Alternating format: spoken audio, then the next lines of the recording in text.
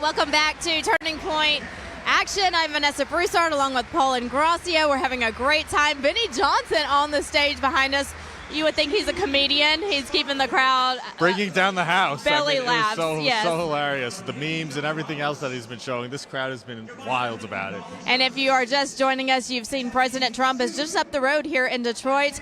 He just finished up and concluded a roundtable discussion with city leaders from Detroit, pastors, just people in the community, the former police chief, to talk about housing and what problems the city is facing. One of the pastors also praying over President Trump. The city knows that they need President Trump back in office. So it was great to see President Trump at that round table, but that's just the start of what's to come tonight. We still have President Trump speaking here at Turning Point.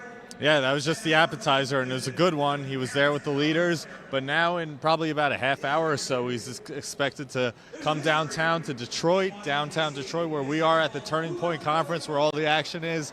And this crowd is riled up, ready to see him in just a few minutes. Yes, and as we wait, we want to remind you that you can invest in your future with gold. Precious gold from the Birch Gold Group. Text the word Trump to 989898. A team of experts there ready to help you, get you on the right path. Convert your IRAs, your 401ks, whatever the case may be. You can roll those over, most of the time tax-free. So, just give the experts a call. They'll contact you, send you a free information kit, and then get you on the right path to financial freedom. That's the Birch Gold Group, 989898. Text the word Trump to that number. It's absolutely necessary now more than ever with inflation, with the dollar so unstable. So putting all that gold into a gold IRA is the best way to ensure your retirement, ensure your financial stability in the future. One more time, text Trump to 989898. A lot of worries on people's minds right now about their financial future, also their health. You know, what if we come into another pandemic of sorts? We just don't know. And so that's why it's also important to take care of not just your finances with the Birch Gold Group, but also your health with the Wellness Company. We don't have a healthcare system here in America. We have a sick care system. Big Pharma, as you know, they control everything, the prescription drugs, you name it, what goes in your body, they are in control of. And so that's where Dr. Peter McCullough, who has worked with President Trump and his team of doctors, came up with the medical emergency kit. It's designed to help you at home. All you have to do, it's kind of like going, Paul, to a doctor. You know, when you go to a doctor you are going to a doctor, right? But if you go to a doctor for the first time, right, and you have to fill out, you know, your forms and what you're allergic to and things like that, the same case here. You fill out those forms, you send it in via email, and then they send a kit to you to make sure that you're ready to go. Yes, and you know, listen, the kit is prescription only. You can't find anything like it. It's like having a pharmacy at your home, except even better than that. Obviously pioneered by great minds like Dr. Peter McCullough. Every American should have at least one of these kits in their home. Ordering your kit takes less than 2 minutes and couldn't be simpler. You could get your health, improve your health today by going to makecaregreatagain.com and use RSBN at checkout to save. All right, makecaregreatagain.com. Again, that code, like he just mentioned, RSBN. Make sure you visit Dr. Peter McCullough. Give him a chance and make sure that you have your health in line, because you never know what tomorrow will bring. All right, as we wait for President Trump, I'm going to move it on over. We're going to bring in Jaden Hurd. As you know, he has...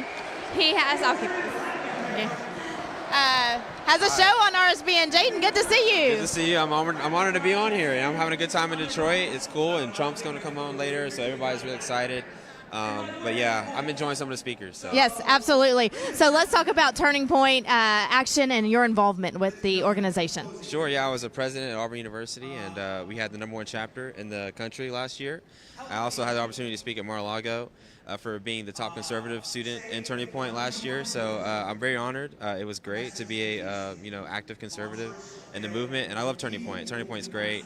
I think they're leaders in this country when it comes to not only getting people out to vote, but also inspiring people like me, the young generation, to get involved in our community and in the country and to care about the issues that we should. Yeah, absolutely. And so people watching at home, the younger generation is definitely the future, and we need them to get out and vote. How can they get involved in their community, maybe if there's not a chapter on their campus? Yeah, sure. So obviously they can find campaigns in their local areas. Obviously going to events like this, Turning Point events, local Republican events. I know my friends and I usually go to local Republican events where we're talking about current issues and what's going on in our community. School board meetings as well, getting involved in that. Or it's even what's it called? The council meetings, city council meetings. Yeah, so those are like more crucial than I would say. Going on campuses, because that's your community. That's like real life. College campuses are like, for me, like a video game. It's not real per se, but that is where the generation is. So exactly, yeah. So I'd say the real thing is getting involved in the local community, going to those local GOP events. So, absolutely. Yeah. And so, talk about your experiences. Like, what does it make you feel? What is your feeling about Turning Point and how, just the vibe, I guess, to give people kind of an idea of what it's like? Right. I mean, Turning Point is lit. It's fun. It's like, there's like the boring old establishment Republican side of it, and then there's like Turning Point. Turning Point is like if being a Republican and a conservative was really cool. It's like a trendy thing, We're not cool. If you're we're not cool anymore. We're not cool. We're not lit. What's the word y'all use? Yeah. It is what it is. It's just the truth. Like young people, it gets you excited. Young people just want to be excited, right? And so Turning Point does that for me and a lot of people, and that's why I'm so honored to work for them, and do stuff for them. And I love them so much. So Charlie's done a great job. And I'm so honored to be able to represent them in so many places. All right. And so if you didn't know, you should know, he's got a show on RSBN. Yeah. Let's talk about that. Oh, I love it. Yeah, so it's Let It Be Heard. It's a Christian show. We talk about current events, politics, social issues from a biblical perspective. So if you love Bible, if you love conservatism, if you love Jesus, then yeah, check me out. It's called Let It Be Heard. I'm on Rumble with y'all. I have my own YouTube channel as well, Let It Be Heard. So yeah, I love doing it, and I love RSBN. So and we love you. Yeah, thanks for all you do. Absolutely, yeah. Thank you again. Yeah. And we might see you on stage later. Is that right? Potentially. Maybe. Okay. Potentially. Turning Point does a lot of stuff with this organization called Blexit. And I believe Blexit is going to be on stage, and they invited me to be one of their representatives to maybe say a few words. I don't know. We'll see. All right, we'll have those words ready just in case. Jaden Hurd. Make sure you follow him on YouTube, Rumble, where else? Your social media? Instagram, Jaden Hurd. Twitter, Jaden_Hurd. If you have TikTok, delete it. But if not, I'm on there too, not Jaden Hurd. So. Okay, well, I'll tell you, while we're here talking about that, I just joined because President Trump joined. So I'm on TikTok as well. Vanessa B. News, I believe. I don't know. It's brand new. I have like 3 videos on there, so bear with me. But yes, we're on TikTok as well. I put my username as not Jaden Hurd because I got banned 5 times. So they haven't banned me yet because it's not me. So it's not you. It's not me at all. Yeah. Definitely not. Wink, wink. Yeah. All right, Jaden. So good to see you. Thanks for stopping by. And thanks for all you do. Make sure you check out his show on RSBN. It's the best. If you love the Bible, God, faith, freedom, this is your guy on RSBN. All right. Absolutely. Thanks, Jaden. So good to see you. Yes. Have a good time. And we may see him on stage later, Paul.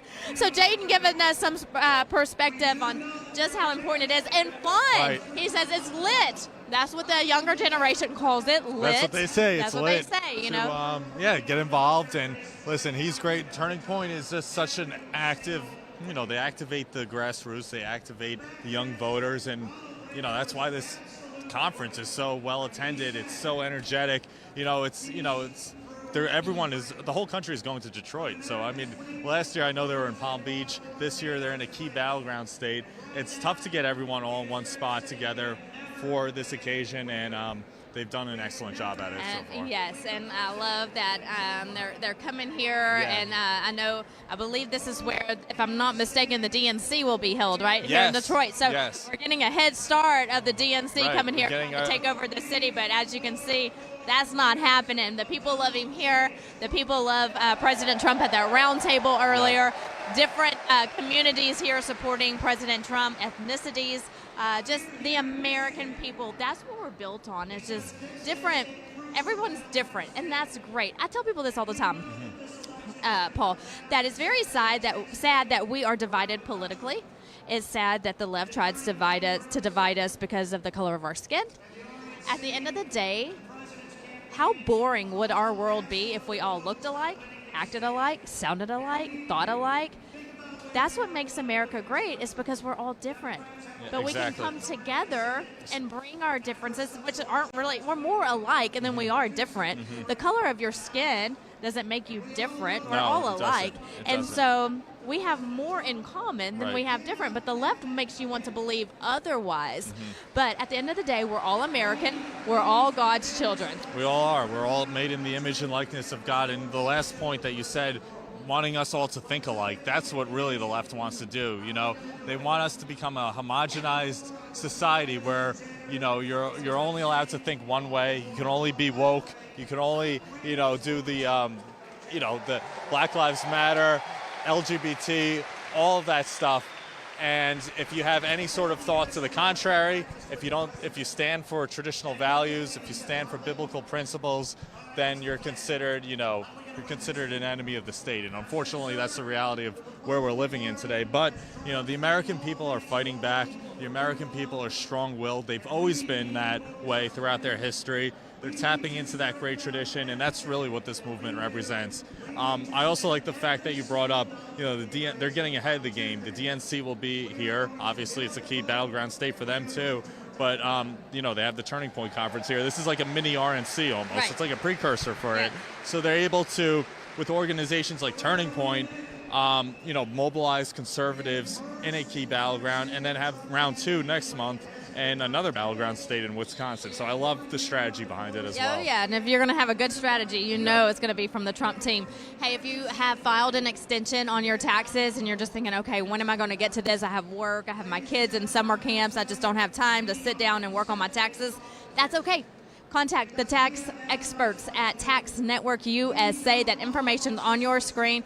Don't worry about it. Let the experts handle it for you. They are licensed in every state, so no matter where you live, they can help you.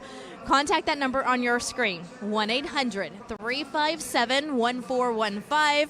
Also, you can go to that website on your screen, tnusa.com/RSBN.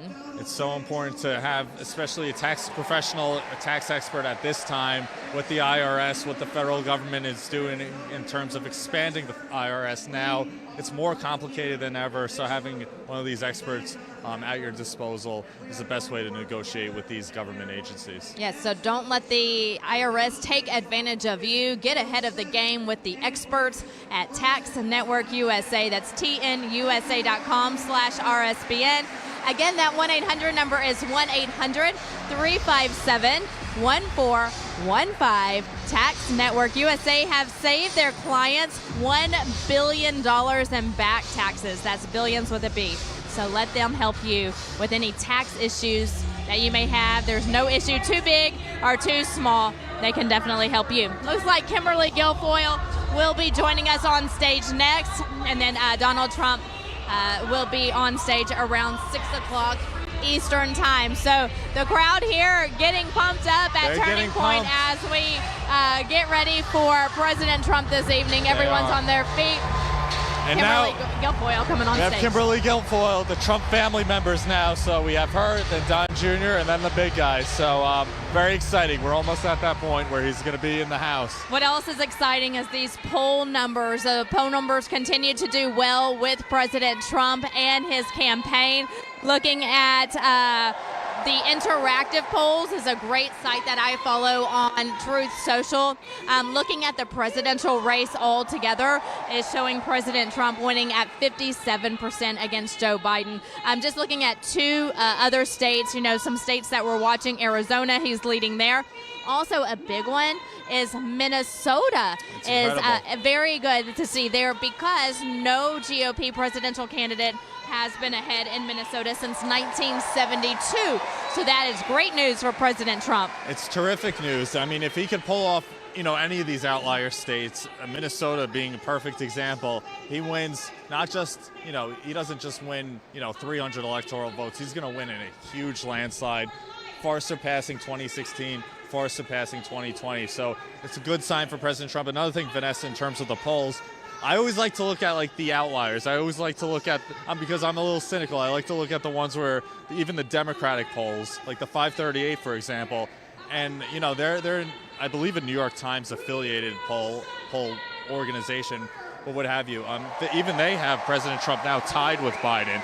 So when you have even the liberal/Democratic polls who have always been against Trump showing the race is dead even, or even Trump's ahead, that's a good sign, I think. Absolutely, and I want to hit on that too. I've talked about this before on Right Side Broadcasting Network. I have spoken before to a campaign advisor back in Texas who has nothing to do with any presidential campaign. But I asked them, about polling and how it works, and she told me that when you look at polling between a Republican and a Democrat, it always sides with the Democrat, right? And they just always lean Democrat. So if you have a Republican leading in a poll, it goes off of what you just said, Paul. If you have a Republican leading, that means they're probably leading even more. Yes, exactly. And, those outliers are just the exception. You look at even, the Emerson polls that are coming out. Trump is up 5, 6, 7 points nationally, even higher than that in some other polls. Obviously, we always like to go back to the key swing states, the battleground states, Arizona, Georgia, North Carolina, which are now pretty solidly, on every poll in his camp. 4 years ago, Arizona may have been competitive, Georgia may have been competitive. There's still unresolved fraud in the system, but now they're almost like in the Kentucky category, right. Like you get safely Republican. So, we'll be looking at all this and continuing to cover it, but all the signs are pointing in the right direction. Yes, and Kimberly Guilfoyle again is on stage behind us. She is just one of many speakers today who have talked about the left targeting our children. We will say this over and over again. It starts at home. We have to protect our children at home and make sure that they're protected in the real world as well. One of the ways you can protect them is start them learning early, and you can do that with the freetrumpbook.com. freetrumpbook.com. You can learn about President Trump and his accomplishments in office, also about how our government works. If they can't read yet, that's okay. They can look at the pictures. But you can get that freetrumpbook.com. It's just a small shipping and handling fee, but other than that, it's free. It's the best way. You got to start them young, and the best way to do it is reading with your children. You form the bond. You educate them early. freetrumpbook.com is the best way to learn about our greatest president and American values that are not being taught in the schools anymore. And, going off that topic, Kimberly Guilfoyle is talking about indoctrinating our children.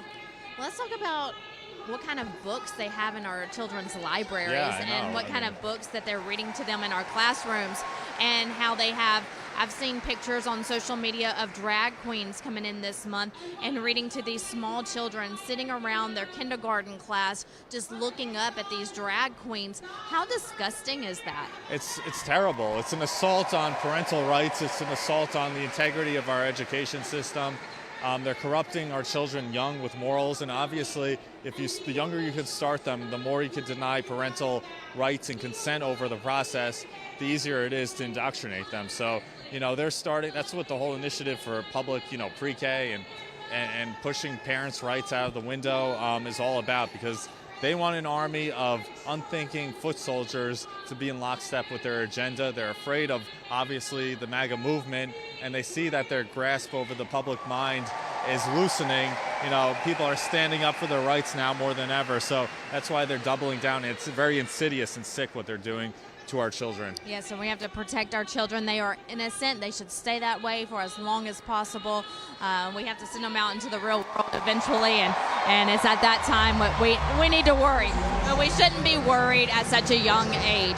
Let children be children. Let them be innocent. Let them learn their ABCs and their 1, 2, 3s. They don't need to be looking at drag queens twerking on the White House lawn. It's absolutely disgusting. That's what the left wants.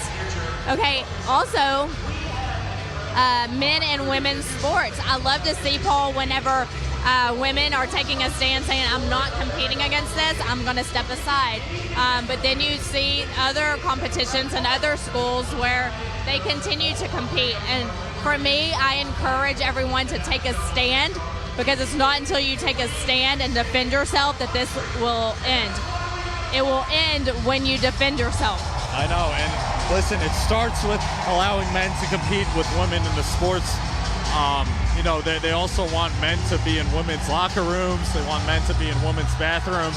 And they always try to infiltrate the school systems first. It always begins in the schools when the kids are young and impressionable. It's so evil what they're doing.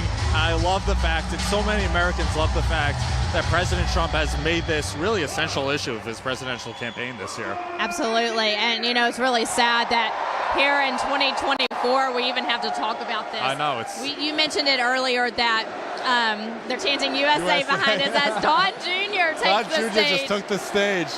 You mentioned it earlier that we're sitting here worried about which bathrooms our children are going in, which sports they're playing in. Do they want to wear a wig and wear lipstick and they're a man? But in other countries like China, they're teaching their kids young math, writing, reading. And, you know, they're learning how to work electronics at such a young age. And over here, we're worried about what's the next biggest trend on TikTok. I know. It's you know, there are two parts of it. You're teaching them, you're putting poison in our children's minds in the schools, number one. And number two, while you're doing that, you're taking away the good stuff, the arithmetic, the history, the writing skills that you were talking about, cursive writing, you know, learning the real skills to be productive citizens in life. You're depriving them of that. So it's a two-pronged sort of evil. It's a two-part evil because you're depriving them and you're also replacing that with something that's not good for them in the long term. So that's why you're having the Chinese getting a competitive edge on us. That's why many of these our top university, our once great Ivy League schools, for example, being infiltrated by people from China, people from all over the world, because the American citizens are the American students are no longer up to the standard because they've been indoctrinated by all this garbage that they're getting. Absolutely. And so we need to make sure, parents, that we are teaching our kids at a young age, watching what goes on in their schools, encouraging, get involved in your school board meetings, and be a parent that's really involved and help save this country for our children. Because they're teaching them in other countries. The left is trying to kind of dumb us down, Paul, a lot here in America. Listen, I see the grassroots mobilizing, the Moms for Liberty people were here. You know, American parents especially are fed up. They want to protect their children. This whole movement is really like a large part of parental rights movement. Having control over their children in schools, not having men competing in women's sports, having fair system in place, and having control over the education system, which is so important. So, you know, you're seeing people wake up and rise up, and it's very, very encouraging, for sure. Yes. You know what else that we need to be done with is debt. Donewithdebt.com. So many people are in debt. So many people are living off credit cards right now, Paul, just to make ends meet, to buy groceries at the grocery store, and they'll think, I'll just pay it off later. But if you can't pay it off all at once, then the interest rate keeps rising, and so you have more to pay. So get done with debt. You can go to bed thinking about it, that you are relieved of any debt. Here's the truth. The system traps you in debt. That's what it's made for. High interest credit card rates that I just mentioned, loans, they make it nearly impossible to pay off your debt. Insane inflation keeps you stuck paycheck to paycheck. Sound familiar? So many Americans are living in this nightmare right now. So Done with Debt is your lifeline. It is here to save you. New strategies to help erase your debt faster and easier than you thought possible. You have the sky-high mortgage rates, student debt. You know, Americans are drowning in debt right now. Our country is drowning in debt. So having these people come in down with debt to retake control of your financial situation is a very good move. Yes, so let them help you. It's time sensitive in some situations, so don't wait. Go to donewithdebt.com. Sleep well tonight knowing that the experts are handling it for you. Donewithdebt.com. And that's another reason, you know, Paul, looking at our economy, we talk about gas prices and groceries because every American needs that to survive. You have to have gas to get from point A to point B, and you have to have groceries to survive, right? But people just can't afford to live. They can't afford the basics right now. They can. And listen, having high gas prices, it affects transit, transportation, if you're on the plane, if you're buying a boat, all parts of the economy are affected. And then obviously it has compounding effects more and more and more. People can't afford their groceries. People can't afford, making rent payments. It's not an easy situation right now in the United States of America. Many Americans their pocketbooks are hurting. They can't afford just like they're living paycheck to paycheck. The left wants us to become a society of renters by 2030. They don't want anyone having ownership of their homes, having ownership of their property anymore. And it's a true push towards communism. So, I think, obviously the Republican Party, the MAGA movement has always been about productivity and, growth at home, American businesses, brick and mortar businesses, the regular businesses that are the backbone of our country and have long been the backbone of our country's history. That's such a core component of our movement overall. You know what I read the other day, and this is pretty sad. Don't get any ideas. Don't do this at home. Don't try this at home. People are living in storage units. Yeah. And so then you may ask, well, where are they using the restroom and showering? Well, they're getting gym memberships. Are they? Yeah. And that's where they shower every day and use the restroom. But they go and sleep in storage units because it's cheaper just to get a small storage unit than to pay for rent. How sad is that? It's really sad. Or then you have, on the flip side, other cases where, like in Eric Adams in liberal New York City, where they're giving them 5-star hotels if you're an illegal migrant. Or, if they don't have a storage unit, they're on the sidewalk on the street if you're a homeless, American veteran. So it's a sad situation. And they're requiring now hotels, they're requiring gyms to take in homeless people to use their facilities, stripping them of their right over who gets to come in. And it creates for a very, very difficult situation. I went to Canada for the first time yesterday. Mark that off my bucket list because we are a stone throw away from Canada right now. Literally, like it's right there, So we went up yesterday and so excited to mark it off my bucket list. But look, Border Patrol was doing their job. Now, people ask me, well, what was it like? They ask you a million questions. They really do. Why are you here? How long are you going to be for? What do you plan on doing while you're here? From both directions, going into Canada and back. Coming back home, what are you bringing back with you? A little shirt from my baby boy from Canada. That's it. How do you two know each other? As me and a photographer. How long have you worked with each other? Where do you work? I mean, they ask you every question, which is how it should be. I'm okay with it. Roll down your window. Let me see in your car. Okay. I'm fine with everything. That's how it should be. How it should not be is all these ones coming in, millions, and we don't know who they are, where they're from. We don't. It's scary. It's crazy. And it's amazing how, you're an American citizen going into another English-speaking country and you get grilled. It's like you bought something for your child and they're probably asking for your baby's blood type. Now, that was probably the next question on the list. Listen, they're just waving them across the border in many cases in a state like Texas on the southern border in Arizona. So it's crazy. It's crazy that we've gotten into a situation where we have lost total control over who gets into our country. And obviously they're bringing in the cartels. It's been devastating for American citizens. Marjorie Taylor Greene. ISIS. I mean, it's not just from Latin America. It's not just South America. It's all over the world. These people are coming in from, Trump likes to say that they're speaking languages no one has ever heard of before, and that's true. I mean, they're coming from all over, and you got to have accountability. You have to be able to verify who crosses over, and we're going to have to do that, and we will be doing that again in a few months when President Trump is back in. Yes, sending them all back to their home country where they come from. That's a promise from President Trump. A promise from us that you will not go wrong with the Birch Gold Group. Text the word Trump to 989898. Save for your future. It's so important. Look, I look forward to my future. I'm one of those ones, Paul, who they say live for today, and I do. Yes. But I think more about tomorrow and how I'm going to survive tomorrow and the next week and the next month. So with that being said, if you're like me, this is when the Birch Gold Group comes in handy because they can get you on the right path to financial freedom. It's so true. I mean, there's so much uncertainty in our economy today. The price of eggs, everything you can't predict. Gold has been one of the most stable assets for all time, for time immemorial. It's definitely a good strategy to have to incorporate that into your retirement savings, into your IRA, and so on and so forth. So, definitely look into this company because they'll help you. Obviously, if you invest in gold, it's one of the best assets you could have.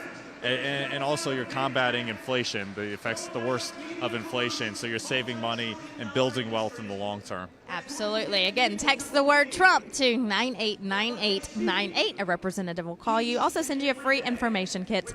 That's the Burt Gold Group. All right. President Trump will be right after Don Jr., who is on the stage right now. So we're expecting the president in about 30 minutes at Turning Point Action, this huge summit, the summit of the year for Turning Point Action. Summit of the year. Yes, in Detroit, Michigan. President Trump held a roundtable discussion with black community leaders here in Detroit just about an hour and a half ago, kicking off the Black Americans for Trump coalition to help the black community all over the country to make sure that they have better jobs, to make sure that they are well educated in their school system. I know today they talked about housing in Detroit. So President Trump working very hard to make sure that they have the resources that they need when he gets into office.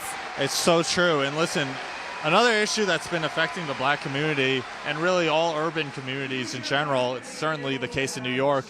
We're talking about the education system, truancy, like children are not even showing up to school anymore. And we need to get them back into the classroom. We need to begin to rebuild these once great cities. Detroit can be made great again. It used to be, the auto industry, auto capital of the world. There's a reason they call it Motor City. That's why you knew Detroit was as the motor capital. Absolutely. Yeah. And now those factories are going to Mexico. Now they're going to China. They're going to other places. When we have the resources, we should be building American cars, which used to power the entire world. Detroit, it's sad. It's really actually sad to see what's happened to a once great city like this. And communities like this, the black community here in Detroit, Michigan, have been neglected for so long by both parties. So them being welcomed by President Trump, the church leaders coming out to see him and support, I'm sure it goes a long way towards helping rebuild the spirit and sense of community here. And he does a good job at that, no matter who it is. When you feel down, maybe when the verdict was read in New York that he was found guilty, or, we have pro-Palestinian protesters on the Capitol grounds, throwing things over the gates at the White House. When you have, Gay Pride Month and the left shoving down these leftist ideas down our children's throat. When you start getting down, then you have President Trump come in to say, don't get upset, have hope, have faith, we're coming in November. So he's a really good cheerleader, but on the flip side, we're a cheerleader for him too. So it's like you scratch my back, I'll scratch yours. That's the way it goes here as well. President Trump gets that energy to keep going because he knows he has the MAGA movement behind him. And we keep going knowing that we have this candidate for president who is fighting for us every day. You're so right, Vanessa. It truly is one off the other. He feeds off these crowds. He feeds off the excitement that this movement brings, and the crowds feed off him. It's a two-way stream. That's really what this is all about. It's a community movement. It's a movement that is more than just one person. But Donald Trump is such a leader, and he demonstrates that leadership abilities no matter where he's with, no matter who he's with. And that's why it's so strong. That's why it's unstoppable. We call this an unstoppable movement, and really good. That's why you have such excitement here today. And with a crowd like this, it's amazing. It truly is. And the apple doesn't fall too far from the tree. You have Don Jr. behind us. He doesn't need a script. He just walks the stage and talks to the crowd and gets them pumped up and just does what he does. And so that's why people love him as well. He just speaks his mind and speaks the truth about what's going on. But looking at the crowd as I just turned around, Paul, it is packed in here. So already standing room only at Turning Point Action as people wait for President Trump to speak at the top of the hour, 6 o'clock here Eastern. Yeah, one of the previous speakers showed a Biden rally. I don't know if you could even call it a rally, Vanessa, but there were like 3 people in attendance. Yeah. And then they said, well, look at this crowd. And then they did a panoramic view, live shot of this room. This is a huge room. It's packed to the rim. It's packed to the rafters. Every single seat is filled here in this auditorium, ready to see President Trump. You have MAGA caps all over the place. Don Jr. is riling up the crowd, rallying this movement, this great movement, and it's a wonderful sight to see. Yes, and we, again, will be seeing President Trump after Don Jr. wraps up here on stage at Turning Point Action. We've talked about Dr. Peter McCullough often here on Right Side Broadcasting Network. He worked well with President Trump during his presidency. He also has a team of doctors that work with him. They have been preaching the importance of early intervention and treatment since 2020. That message won't change. Early treatment is paramount to a timely recovery for any illness. So no matter what it is, early treatment is important. It is. It's so important, especially now. Again, there are so many diseases now with all the things now that they're putting in the food supply. Now we're about the bird flu is what I'm hearing. I know. Yeah. It's like you can't keep track of it all. So having that early treatment, getting ahead of the game, you can never go wrong. And that's the best way to we're talking about retake control of your finances, retake control of your health, because that is your best asset. Okay, and so with this medical emergency kit, you can have 8 life-saving medications. Let me read those to you. They're all important. Ivermectin, amoxicillin, a Z-Pack, plus a guidebook to aid in the safe use of life-saving medication. So you get all of that. All you have to do is go to makecaregreatagain.com. That's makecaregreatagain.com. Type in RSBN. Those kits are only available in the USA. So again, that's makecaregreatagain.com. Okay, I think we want to hear from Don Jr. now. Enough of us. Let's head over to Don Jr. on stage and let's hear what he has to say. The media, not just from the Democrats, but even from our own party. The difference is now we're going in and we know who the scumbags are. We're going in now and we know those who are going to be loyal, those who will fight for what all of you believe in, not what the Washington, D.C. swamp wants. And that, folks, is why they're going after my father in the way that they are. Joe Biden knows that he cannot beat Trump at the ballot box fair and square. The Democrats know that. Joe Biden can't walk up a flight of stairs. So they'll do what they always do. They'll figure out other ways. The problem is they overplayed their hand so much that now everyone in America, even those, not like you guys who are into this stuff, but even those who don't follow, understand just how broken they are, just how corrupted they are, just how evil they are, and they've had enough because Americans know that if they can do it to Trump, and if they will do it to Trump, there is no one that they won't go after and destroy to push their agenda. So we must all become unafraid. We must all get in the game. You've seen it. One guy out there by himself, they can cancel the leader of the free world. They can cancel the most powerful man in the world, and they will.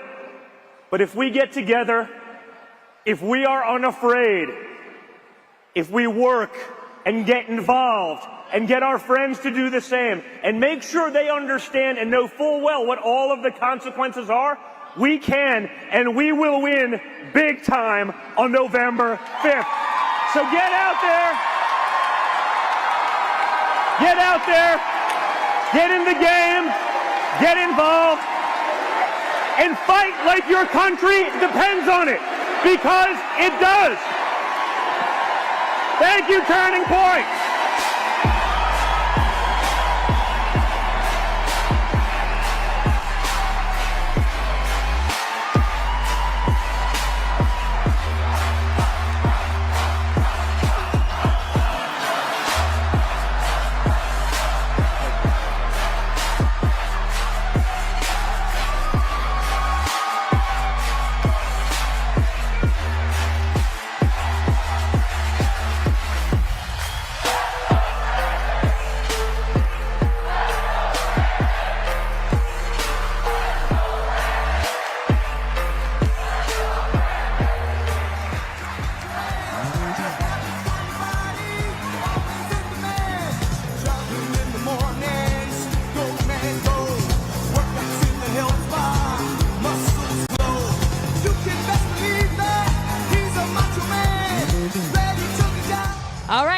watching Turning Point Action, the big summit of the year, live from Michigan. Detroit, Michigan is where we're at. I'm Vanessa Broussard along with Paul and Gracia. So good to see you. Hey, we have an author here, two authors here, Thomas Pappas and Rachel Morin, who are joining us right now. You know what this is. You've all heard it before. This is a book called Trump Derangement Syndrome. Don't you all know someone who has Trump derangement syndrome, unfortunately? So good to see you both. Thanks for being here. Tell us a little bit about your book. Vanessa, so we wrote this book to try to get a true understanding of how the left has gone off the rails through psychological principles. Wow, there's a lot of energy back here. Holy cheese, it's noisy. So the book, where can we find it? And tell us just more about it. What made you decide, you know what, I got to get the word out? Well, you can find the book on tvOS.com. And we decided to write it because we just saw the insanity, all the lying, the aggression, and everything that was being perpetrated across America. And we felt that we could take our 25 years of experience in the psychological field to explain some of the principles in a simple, easy to read way that expanded on things like envy and locus of control, the concept of narcissism, and dove deep into collective narcissism to explain all this, how the left's gone off the rails. They have gone off the rails. And so we need to save this country. And so when you read your book, what will people really learn from that? I think what we found so exciting in our research is how different the left thinks versus the right. There's actual true differences psychologically, like Tom was explaining about those principles, that there are very different. So when we are communicating with those who have a left orientation, we need to have some of that insight to be able to communicate more effectively. All right, so we want to show this book right now if we can. They're telling me to show it higher because we want to show our audience Trump Derangement Syndrome, a psychological analysis of leftist ideology. There's President Trump right there. Again, tell us how we can get this book. Where can we find it? Well, you can find it on Amazon or tdsbook2024.com. Or tdsbook.com. Oh, is it TDS Book? Okay. tdsbook.com. Okay, or on Amazon. I know there's a lot of Amazon shoppers out there. Make sure you get one of these books. And buy some for your friends as well. They make great gifts. I like doing that, like buying different Trump items and then just because gifts is like what we like to call it, just because. I'm sorry, what was that? Just because gifts. We're going to get your book. It is loud in here. The party is so loud. It is so full of energy. It's so exciting. All these people supporting Donald Trump. Fabulous. It really is, yes. So we're going to let you go enjoy the party because President Trump will be on stage in about 15 minutes. Don't forget to get your copy of the book. Thanks for what you do. Keep up the good fight. Yes, good seeing you. Of course. Yes, thank you. As they just mentioned, it is loud. I could barely hear the interview. They could barely hear me, but that's okay. We got the point across. We hope you go get that book. Yeah. The party is going. It's going. They notched the volume up to an 11 in here, and that means the big guy is coming soon. Macho Man is playing, which is a Trump rally classic hit, and everyone's on their feet right now, Vanessa. They're excited. Yes, and speaking of on their feet, it's standing room only in here, which is pretty typical for a President Trump event. I'm Vanessa Broussard, Paul and Gracia. Thanks for watching Right Side Broadcasting Network. We are your campaign headquarters for the 2024 election. Make sure you're following us on all social media accounts as well as rsbnetwork.com. Sign up for our newsletter while you're there and donate if you can. Thank you to all of the people out there. If you're watching at home, thank you for donating in the past. Please continue to do so. That keeps us on the campaign trail. I'm also all over social media. You can follow me. Paul is also. A programming note, we will be in Wisconsin on Tuesday. We're on the campaign trail so much, Paul, I have to think, okay, where are we heading next? So we're in Wisconsin on Tuesday, that is, and then Pennsylvania on Saturday. That's what we know so far, but stay with RSBN as we continue to make those announcements. But President Trump, again, Wisconsin on Tuesday, mark your calendar, and Pennsylvania next Saturday. Pretty much where all the key campaign spots are, you'll know that RSBN will be there as well, giving you all the latest, straight from the campaign trail, straight from the ground, straight from the grassroots, where the energy is strong, the momentum is strong, and we're here on the front lines doing the work for the American people. Yes, and as we wait for President Trump, we want to remind you that no tax issue is too big or too small for Tax Network USA. The experts there are licensed in every state, so if you have back taxes to pay, if you haven't paid your taxes this year, don't fret, that's okay. They will definitely help you. Go to tnusa.com/RSBN. You can also call that 1-800 number on your screen, 1-800-357-1415. You know how great they are, Vanessa. Use them. We all use them here at this network. You got to consult these tax experts to deal with these agencies like the IRS today. So call that number on your screen and speak to a professional regarding your taxes and everything else, yes. Your financial situation. Yes, financial situation, get them under control with the Tax Network experts, Tax Network USA. Also, don't forget to get your free Trump book for all the kiddos at home. If you have grandkids, nieces, nephews, this is perfect for them. They can learn about our government. They can learn about how President Trump made so many accomplishments when in office.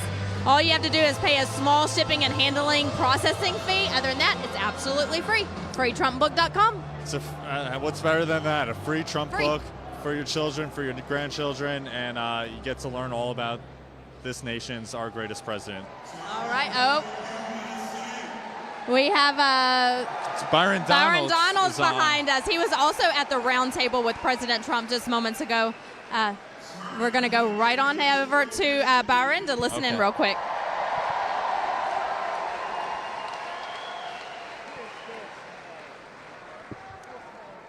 Before we go to Donald, I do want to remind you about Done with Debt. We talk about, all of the issues people have. Real quick, we'll get back to him.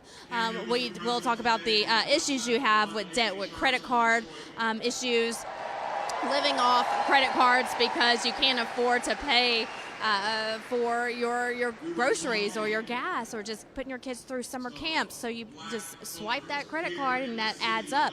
So rest easy knowing that you can contact the experts at donewithdebt.com. That's donewithdebt.com. They'll definitely help you out. Highly recommended. Highly recommend donewithdebt.com and retake control of your situation there. And, obviously prices are through the roof. So be sure to reach out to those people today. Yeah, they're experts. They know what to do. They'll get you on the right track. They'll get you out of debt immediately if they can. And they say that it is time sensitive because some issues take a little longer than others. So don't wait. Get with those people at donewithdebt.com. Experts ready to help you. Okay, now we're going to Byron Donalds. We want to hear what he has to say right before President Trump takes the stage here at Turning Point Action. I want you to understand this. I was not supposed to speak. This is all unscripted. We're going to have a good time before the 47th President of the United States comes out.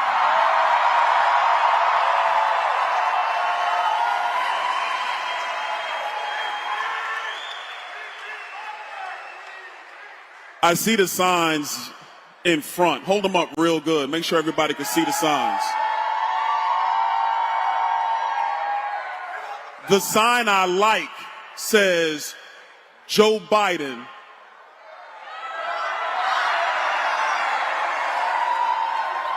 I can't do it apprentice style. It just says, Joe Biden, you're fired. Lower those for a moment. Now keep those other signs up. The other ones. Yo, hey, they know how to follow. I like this crowd. They get it. The other sign that is up right now, and this is for all the people at home, says, never surrender.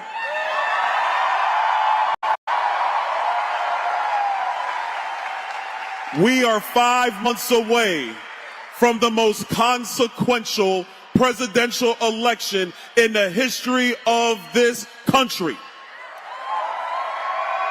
And what the voters of America are going to tell Joe Biden and the crazy Democrats is that you are fired because America will never surrender.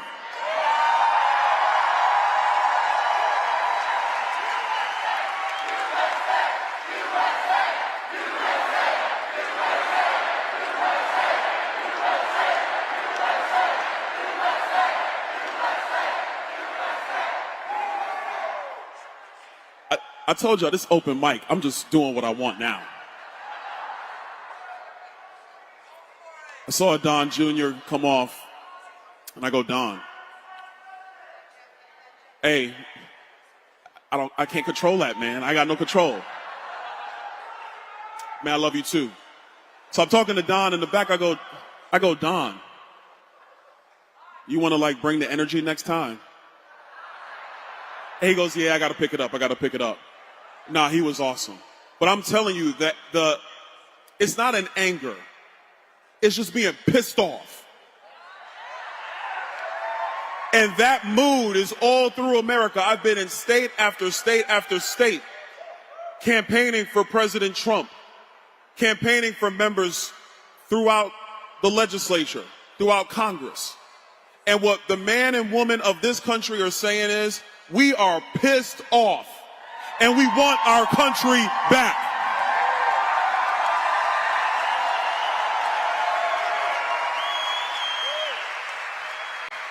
They want our borders under control. They don't want the drug cartels making billions of dollars because Joe Biden and the Democrats are radicals and just plain crazy. They want an economy that works for everybody. They want the little guy to make money. They want the intermediate guy to make money.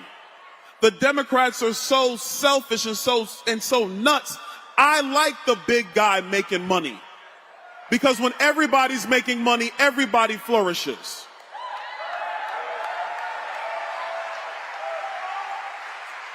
The other thing that's happening now, and I know because as I'm going through my words, I told you this is unscripted, baby. We're just having a good time, Turning Point, good time.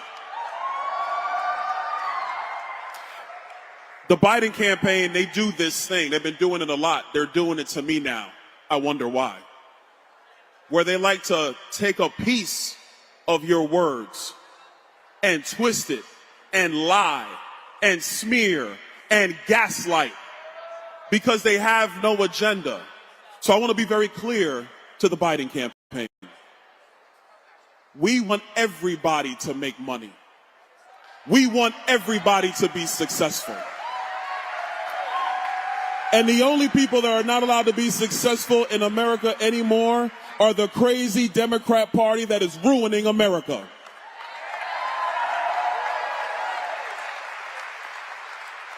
I'm excited. I don't know if you're excited, but I'm excited.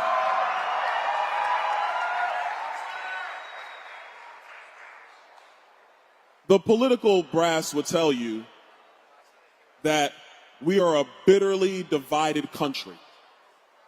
But I'm telling you that America has never been more united than it is right now.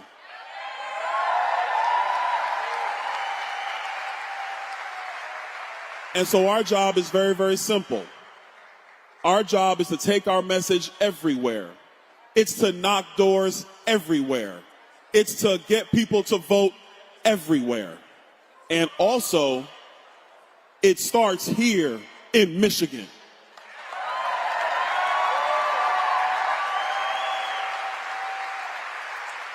Last thing I'll say, I'm gonna leave it here. Can we just get men out of women's sports?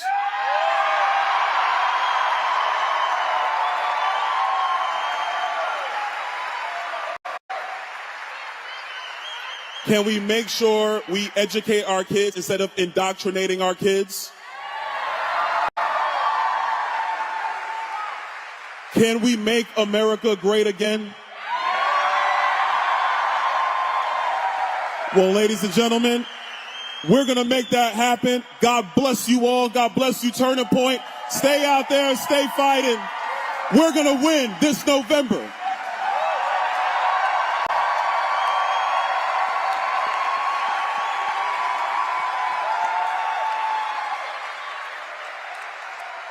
I didn't give you an introduction. No, I don't need an introduction. Byron Donalds, everybody, one more time. So who's ready to hear from the 45th and hopefully the 47th President of the United States? We are here in Detroit, Michigan. where very few Republicans are ever brave enough to go. We are organizing to chase every single ballot, and I'll tell you, the more they throw at Donald Trump, the more they throw at us, the more we support him. Here's a video, and then we're going to welcome, hopefully, the 47th President of the United States. Best-known businessman in America, no ordinary rich man. He was the people's There was one thing that you want people to remember about Donald Trump. What is it? Never, ever give up. Over the years, I've surprised a lot of people. The biggest surprise is yet to come. We can now project the winner of the presidential race. Donald Trump wins the presidency. I, Donald John Trump, will, to the best of my ability, preserve, protect, and defend the Constitution of the United States. So help me God. You begin with criticism, then you go to protest, then you go to impeachment, now you go to indictment, and none of them work. What's next? Even get to that stage, it is a moment that is solemn. Just hours ago, the former president of the United States, now running for a second term, Donald J. Trump, was convicted on all 34 felony counts. Over the course of your life, you will find that things are not always fair.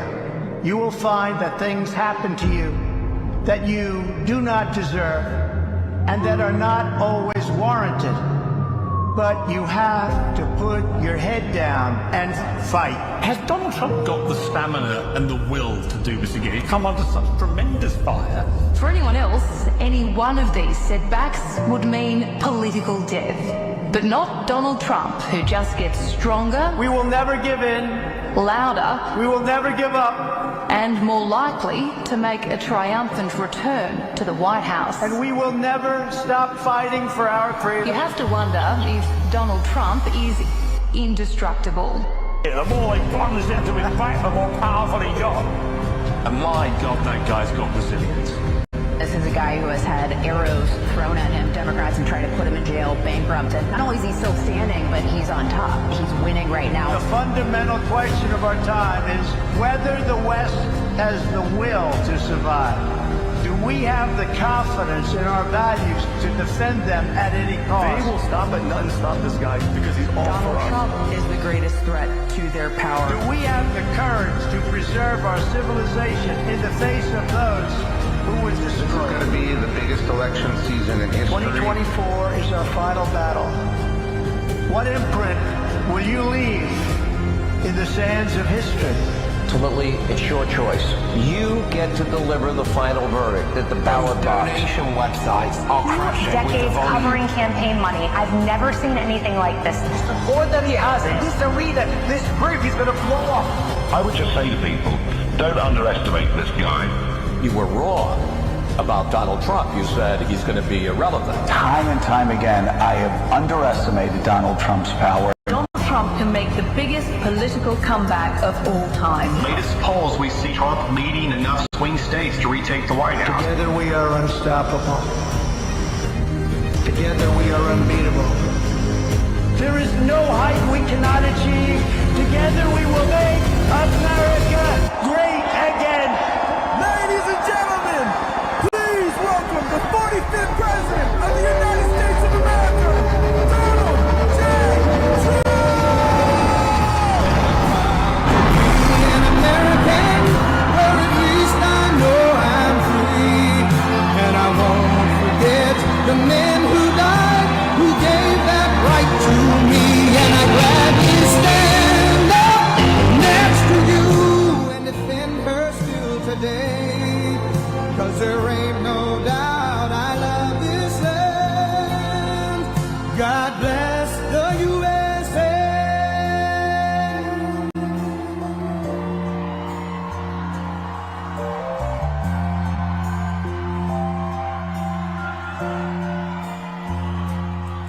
From the lakes of Minnesota to the hills of Tennessee, across the plains of Texas, from the sea to shining sea, from Detroit down to Houston and New York to LA. Well, there's pride in every American heart, and it's time we stand and say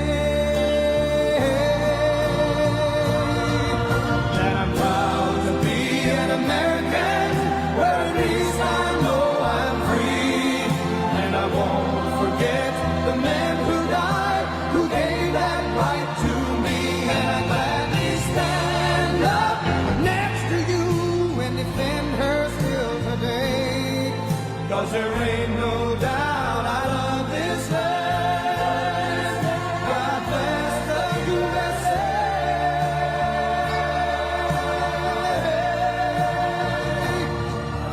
And I'm proud to be an American, where at least I know I'm free. And I won't forget the men who died, who gave that right to me. And I gladly stand up next to you and defend her still today. 'Cause there ain't no doubt I love this land. God bless the USA.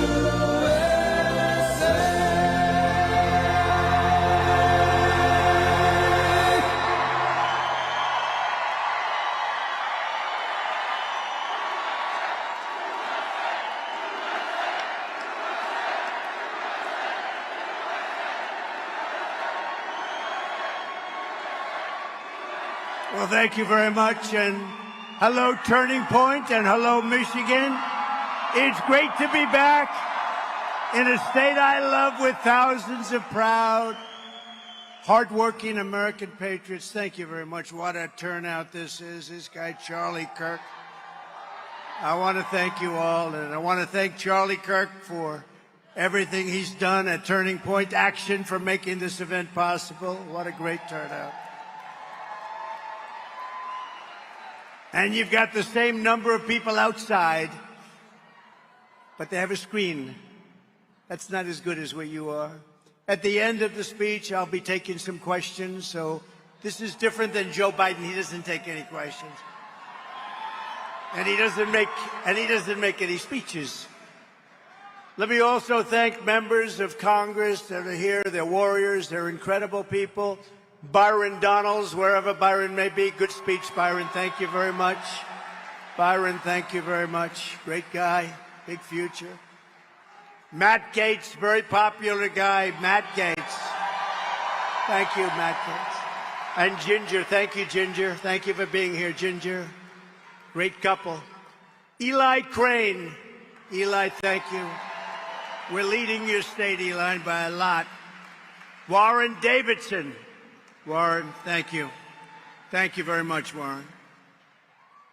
A woman who's very quiet, very shy, but very professional, Marjorie Taylor Greene.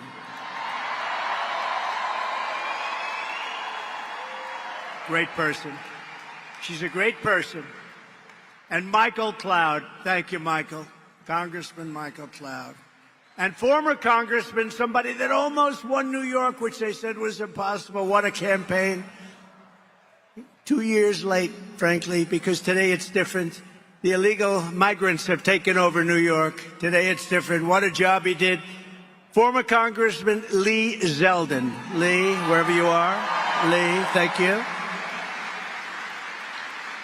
Also, a person who's really a terrific person. I've gotten to know her well. Congresswoman Tulsi Gabbard. Thank you, Tulsi. Thank you, Tulsi. And you all know my son, Don. He's out there working. He's such a good boy. And Kimberly Guilfoyle. I heard her speak. They really gave some good ones. Thank you, Kimberly. Thank you, Don. A man who is really special, very important. I think the most important man in the room for what we're doing, RNC Chairman Michael Whatley. He's doing a great job. And Michigan GOP Chair, I wanted him from day one. I said, Pete, you got to do it. You got to do it. And he was a great and successful politician. He then went on. I took him as ambassador. Pete Hoekstra, fantastic guy, head of the GOP. Good job. And we have the Nebraska GOP chairman here, too, Eric Underwood. Eric, thank you very much. Thank you, Eric, for being here. We have a man who's got a really successful show. Everybody watches it. I watch it as often as I can. And he's a smart guy, and he's actually got a big heart, but I won't tell people that because I'll ruin his reputation. Steve Bannon. Where's Steve? Where's Steve? Where is he?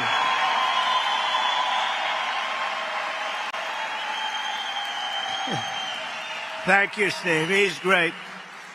He's a smart cookie. Another smart cookie, Roger Stone. Roger. Great guy. Former Secretary Ben Carson did a fantastic job. Everybody loves him. I love him. And a man who's very popular in these circles and a big star. He's become a bigger and bigger star. Ted Nugent. Ted, thank you for being here, Ted. Wherever you may be. Wherever you may be, Ted, thank you very much. Thank you very much.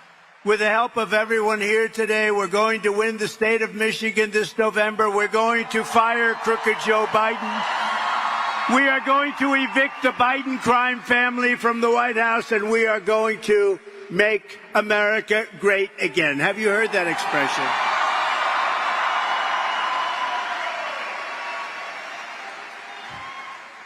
Less than 4 years ago, our border was secure. Inflation was nowhere to be seen. We didn't have inflation.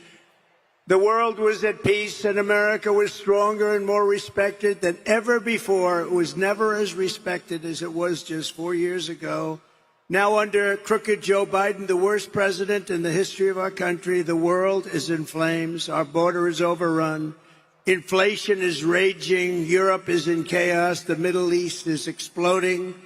Iran is emboldened. China is on the march. And the worst, most incompetent person to ever lead this country is dragging us toward World War III. Other than that, I think he's doing a very good job. Do we agree? Other than that, he's doing a fine job. Now, he's the worst. Under Biden, illegal aliens are better off. Terrorists are better off. China is better off. Russia is better off. The cartels are better off. But the American people were far better off under a gentleman named President Donald J. Trump. Have you heard of him? Have you heard of him?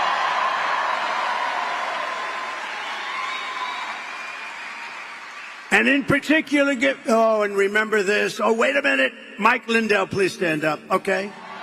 I just saw him. Stand up. Forget about his pillows. He is the greatest purchaser of advertising in the history of America. If he could buy my ads, I'd be blanketing the airwaves with it. Thank you, Mike. We love Mike. But in particular, Michigan was better off with Trump by a lot. You were doing great. Companies were moving back, and the car companies weren't moving out, and you weren't under a mandate to build all electric cars, which are going to all be made in China. It's just a question of a few years. For decades before I took office, Joe Biden and his cronies in Washington got rich by selling off Michigan jobs and selling out Detroit. That's what they did. That's why your car business is so far down.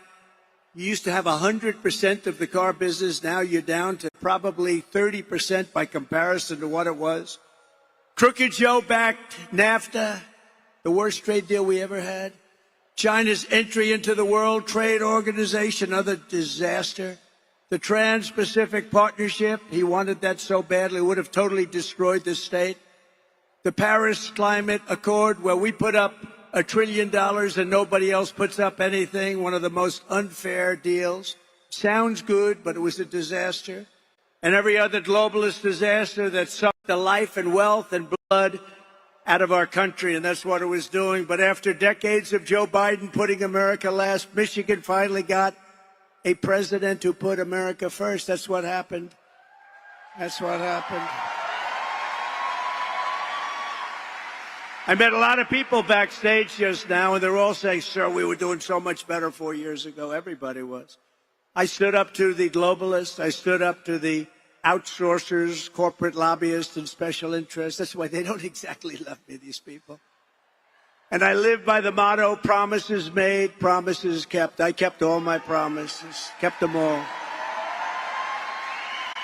In my first week in office, I terminated TPP, Trans-Pacific Partnership. Would have destroyed your state, would have really destroyed trade in our country. And I withdrew from the Paris Accord. It was unfair, a disaster. and I ended NAFTA, worst trade deal, and replaced it with the brand new USMCA, that's Mexico, Canada. In fact, that deal is so good and so good for the American auto worker that Canada and Mexico are trying to renegotiate it as we speak. They want to renegotiate it. Don't do it, Crooked Joe. Don't do it. You know, if they put up enough for him, he'll do it. I stood up to China like never before, bringing in hundreds of billions of dollars in revenue when no other president had gotten 10 cents from China. Hundreds of billions. I imposed a 27.5% tariff on all Chinese automobiles, the only reason that we still have any auto industry left. If I didn't do that, you would have been wiped out by China completely. By the way, whoever heads the United Auto Workers is doing an absolutely terrible job. His name wouldn't be Sean Fain, would it? Sean Fain. Whoever this guy Sean Fain is, they ought to get him out, because he sold the auto workers down the tubes. They were sold down the river. You won't have any. You're fired is right. Guy screams at you. Yeah, fired. How bad. He agreed to what Obama wanted to do. Under my leadership, we created 500,000 manufacturing jobs in 3 short years. Remember, Biden and Obama would go around saying, we can't manufacture here anymore. That's because we had stupid people leading our country. We lifted up all Americans, black, brown, white, and everybody else. Everyone was doing better. Everybody was doing great. But now, Crooked Joe is doing a hit job in Michigan manufacturing and on Detroit, the likes of which I have never seen before. You know, I got the Man of the Year in Michigan years ago, long before politics, like 12, 13 years ago. And I said, I came up and I thought the speech was good. It turned out to be very controversial. I said, why are you allowing them to steal your jobs? Why are you doing it? They're coming in these countries and they're taking all your jobs. And right now, Mexico is building the biggest car plants anywhere in the world, and they want to sell the cars back into the United States. They're stealing your jobs. Who would allow that to happen? And you know who owns the car plants being built in Mexico? China!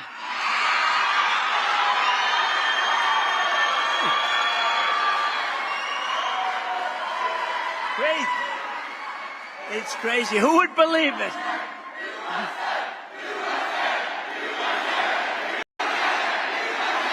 Thank you.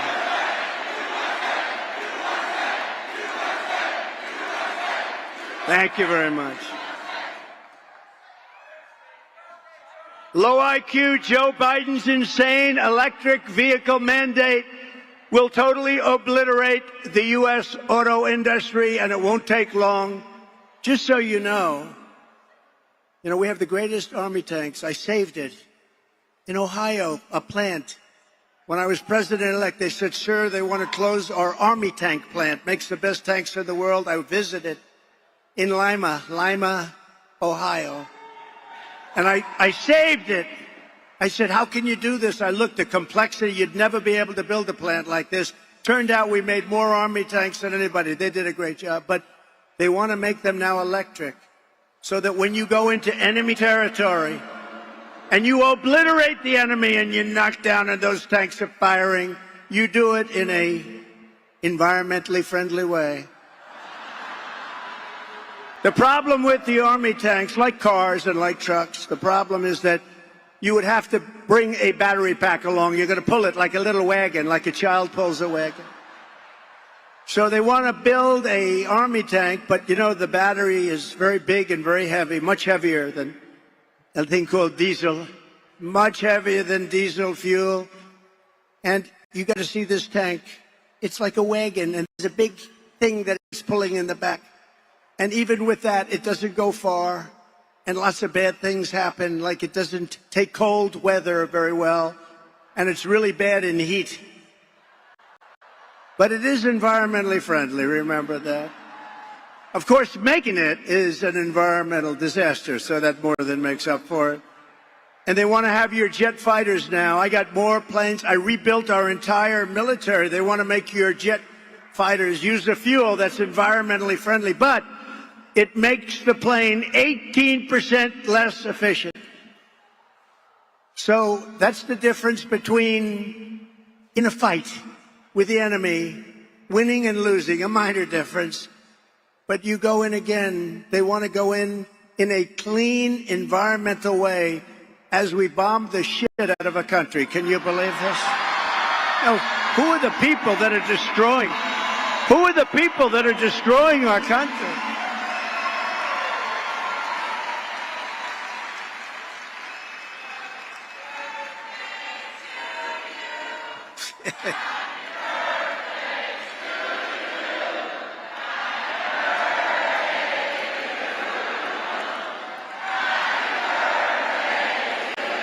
Thank you very much.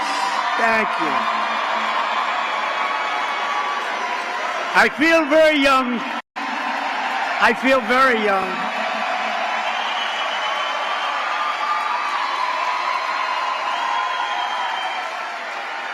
I don't know what it is, but I feel better than I did 30 years ago. I don't know what the hell's going on. I don't know. I feel very good. So we can't let these people destroy our country like this. I mean, they're going crazy. Today you read where they don't want to have any water in your dishwasher. So your dishwasher won't work. And they think that's good. So what you do is you keep having it go on and on and on. The electric bill is 10 times more than the water. And these are areas that have so much water, they don't know what to do with it. They're flooding. They're floodplains. They have so much water in many cases. No, we can't do that. You know, I ended that. I went to, in Ohio, a great company was going out of business because of dishwashers. They wouldn't give the water. You couldn't sell the product. And South Korea and China were dumping dishwashers in here for half the cost. They weren't as good. Whirlpool, but half the cost, they weren't as good. And I went and I saved it. I put a 50% and 100% tariff on all of these dumped machines. And I saved that company. And then I said to the head of the company, who was great actually, called me, said, we don't know what to do. You can't, I mean, they're dumping this stuff. They can't be, you know, they're losing a fortune. But it didn't matter because their governments were paying for it. He said, I don't know what to do. I said, it's okay. So I solved the one problem. They're not dumping. What's your next problem? They don't allow us to use water. We need more water. You can't wash dishes unless you have a certain amount of water. I said, how much do you need? We need just a little bit more. I said, I'll give you a lot more. I gave them a lot more. Now they want to end it again. You ever go into a new home where you have a shower where the water doesn't come out of the shower head? They put a restrictor on. I took all the restrictors off. I took them off. I've had the experience. I take a shower. I want that beautiful head of hair to be nice and wet. Lather. I want it to be lathered beautifully. And I get this best stuff you can buy and I dump it all over. And then I turn on the water and the damn water drips out. Takes me. I can't get the stuff out of my hair. It's a horrible thing. No, it's terrible. Oh, you turn on the sink and the faucet. You turn it and no water, practically no water comes. So you leave your hands under there. You're trying to get the water. Well, I revoked all of that stuff. And they just put it back on. Isn't that terrible? And these are areas that have a lot of water where they don't know what to do with it. It goes out to sea. And we'll turn it back on the first day. We're going to do a lot of things on the first day. We're going to take care of a lot of problems. First day in office, we're going to close up the border. First day in office, we're going to drill, baby, drill.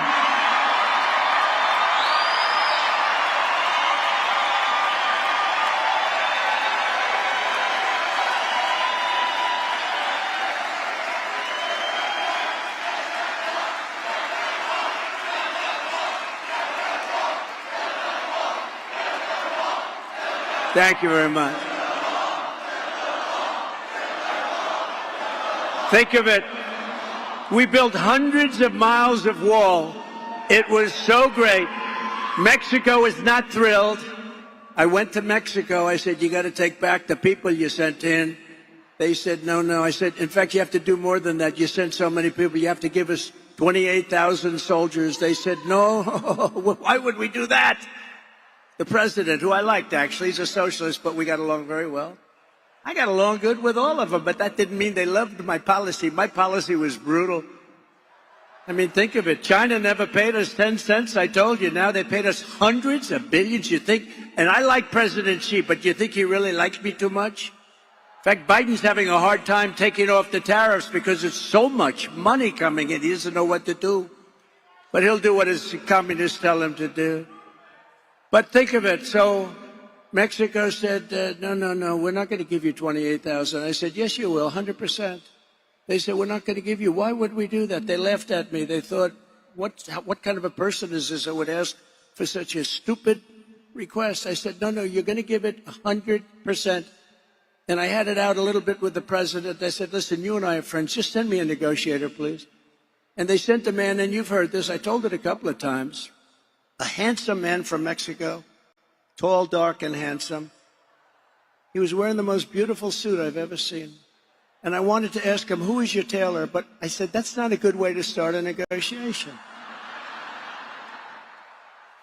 So I figured I wouldn't do that. I'd skip on his tailor. But I said, listen, we want to give, and I said to the Secretary of State, and I said to people that work in the State Department, give me a best of list, 10 best of. I want your best of, the 10 things that you want. And they wrote 10 things down, and a woman from the State Department, a very nice woman, but a lousy negotiator, she said, sir, we've been asking for these things for 25 years. You'll never get them. I said, 100% I'll get them. She said, you won't, sir. I said, just sit back and watch. So this gentleman came in with a beautiful suit, handsome guy. And I said to him, I want 28,000 soldiers. I want a thing called Remain in Mexico, meaning everybody has to remain in Mexico. They can't come into our country until they're vetted and checked, which was very few people came in. We had the best border in history. Now we have the worst border in the history of the world. But I said, I want 28,000. I want Remain in Mexico. Nobody comes in until they're vetted and checked. I want catch and release. You know what catch and release is? We catch and release, and then we release the people into our country. We say, come back in 5 years for a court case, but nobody ever comes back, except for the really stupid ones. Nobody ever comes back. And 7 other things that were worse. And I put the list before him, and he laughed at me. He laughed at me like I was a fool. He laughed at me. I said, do you think I'm a fool? No, sir, but these are foolish things you're asking for. He said, you're going to do it. No, I'm not. I said, you're going to do it 100%. You're sitting there, right? You're going to do it. And now he starts to get a little bit strange because he say, why does this guy have such confidence in this? And I said, you're going to do it? He goes, no way. And I said, way. Then I told him. I said, here's what's happening. If you don't do it, I have before me a document right here. It's right here. And I said, you don't do it, I'm signing this document. This was a Friday afternoon. I said, on Monday morning at 7 o'clock, we're putting on 25% tariffs on everything that comes in from Mexico, including all the cars that you stole from America, all those newly manufactured Mexican cars that come in by the tens of thousands. And then you have 1 month, and it goes to 50%, then it goes to 75%, then it goes to 100, and I think I'll stop at 100. And that's many times more than the cost of 28,000 soldiers. And he said, sir, he couldn't breathe. I said, are you okay in that beautiful suit? His suit was getting very damp. I said, are you okay? He goes, oh, and by the way, I have to tell you, I had a great word that I was going to use, but it's a curse word. And I was told by a great evangelical preacher just this week, sir, you tell the greatest stories, you're the greatest everything, but sir, please don't use foul language. And I said, sometimes you need foul language to tell a great story because there's no words like this. He said, sir, you don't. So I was going to use a really terrible word, but it's over in an instant. But the truth is, I think it does look worse. Look at all the media back there. I think it does. look worse on television than it sounds in a room. So did you notice I had a blank space right there? I said, here's what you do. You go and tell me. He said, sir, may I take 5 minutes? I'd like to make a phone call back to Mexico. I said, absolutely. Say hello to the president, please. That's who you're calling, right? Yes, sir. How did you know? I said, please be quick because I have a very important appointment coming in. So he went out, came back very quickly. Sir, it would be my great honor to supply you with 28,000 soldiers free of charge. It would be my great honor to create a new policy of stay in Mexico or remain in Mexico.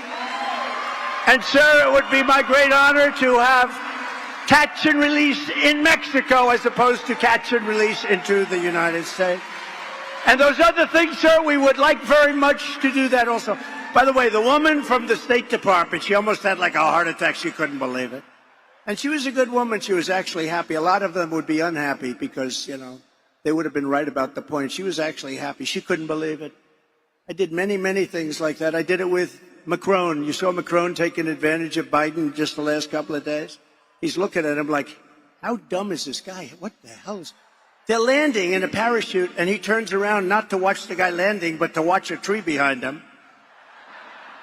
And the new and very respected leader of Italy, I didn't know who that was. A woman came up to him and turned him, spun him around like he was a top.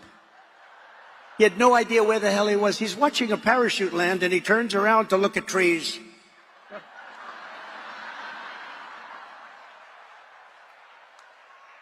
And I don't like to imitate anymore because the fake news is always putting it on. My wife, I told the story yesterday.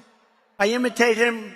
He can never find the stairways off a stage. And we got them all over the place. They're over here. I have emergencies right there. You can't even see them, but I have stairs all over. It's almost impossible not to find a stair. You can walk in any direction. And I imitated him. Getting lost. And do you ever notice he always goes like this? He makes a speech that lasts for about a minute and a half. People come to listen to him. You know how many people come?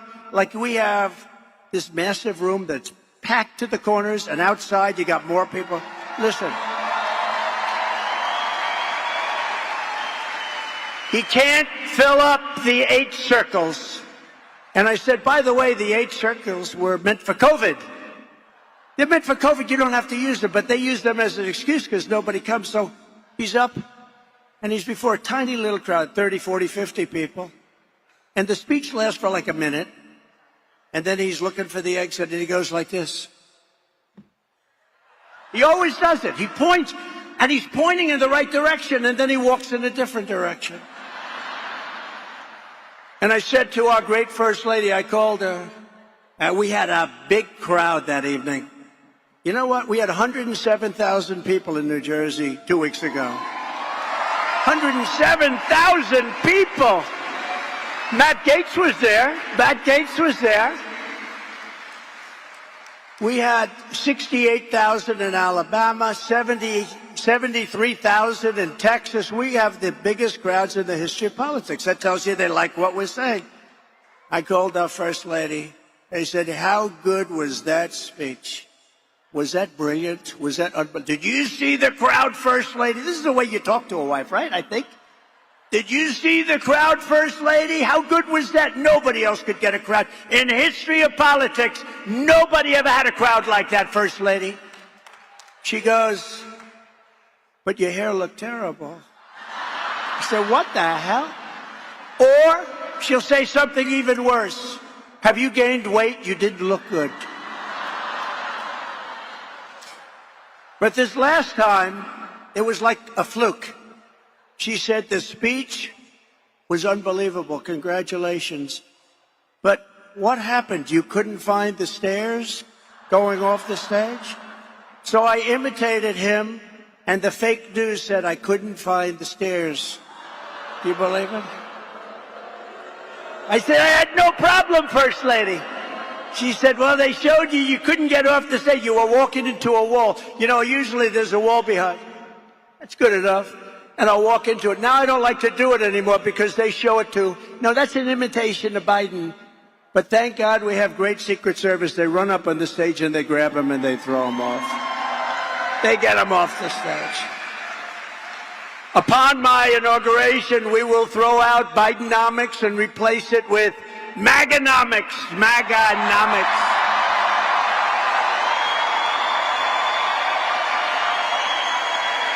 And in less than 4 years, Crooked Joe's inflation nightmare and energy price hikes, the likes of which we've never seen before, they've cost the typical American household $28,000. The monthly cost of a typical mortgage has doubled and tripled even. We had it at $2.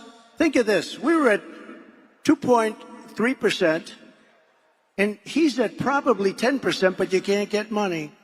The numbers are crazy, the food numbers, the energy numbers. Yet Joe Biden has no plan. He's got absolutely no plan.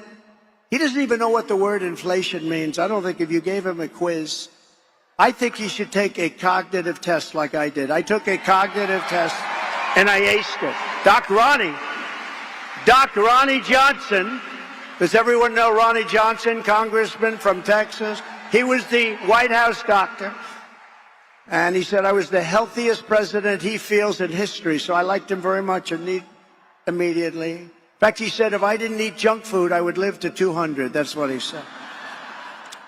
But I said, Ronnie, should I take a test? He said, well, you know, it's Walter Reed. It's sort of a public hospital. If you don't do well, they're going to find out about it. I said, well, you know, like I'm a smart person. How tough is it? He said, it gets very tough as you get to the middle of it. And I did something that he's never seen done. I aced it. I got every question right. I aced it in front of a lot of people.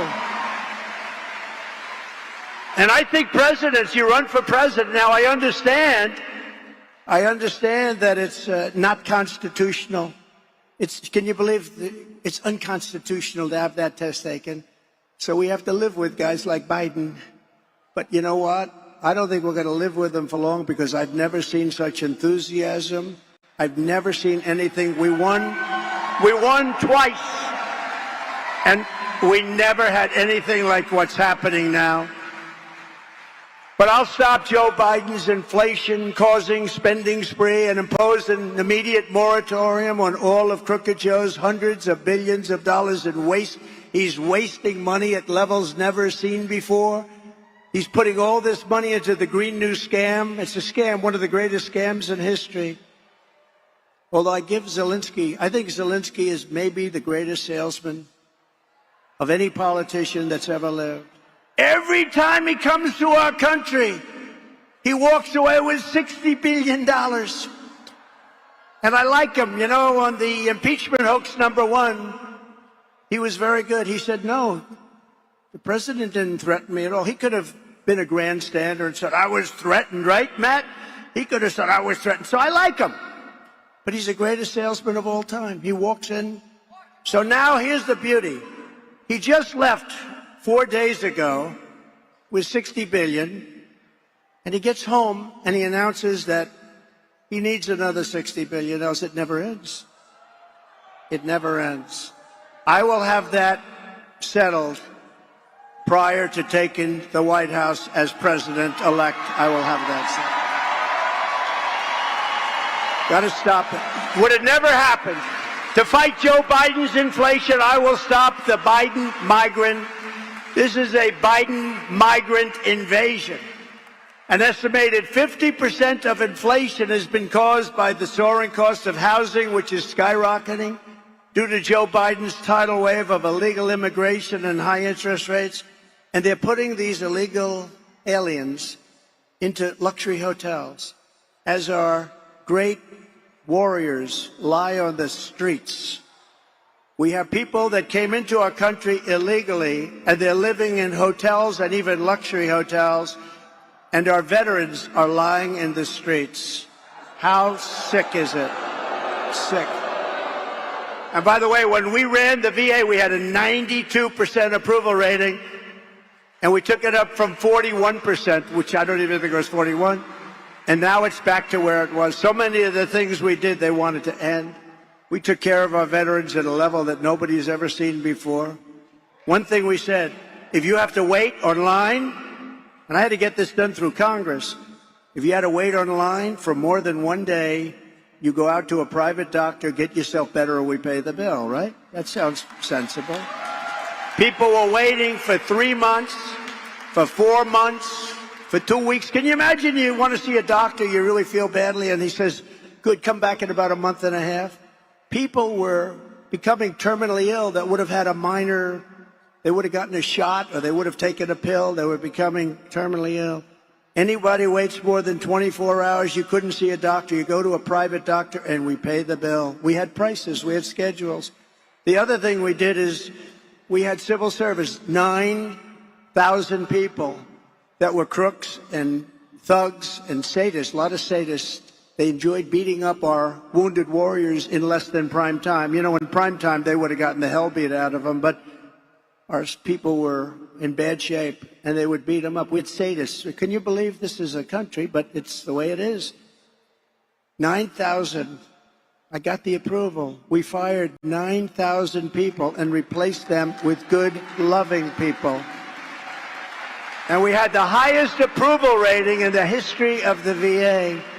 But what makes you sick is to see what's happened with our soldiers, and you see the way others are being treated. How about they're given a cell phone? They're given all sorts of insurance. They're given hospitalization. And what it does is that people want to come into the country. Gavin Newsom, the governor of the great Gavin Newsom. No, Gavin Newsom said, Come into the United States. We will provide you with hospitalization. We will provide you with education. They're actually taking the chairs of our students, sitting there with a language that we've never even heard about. You know, there are languages that we have nobody in our country that can even speak. There are a lot of languages out there.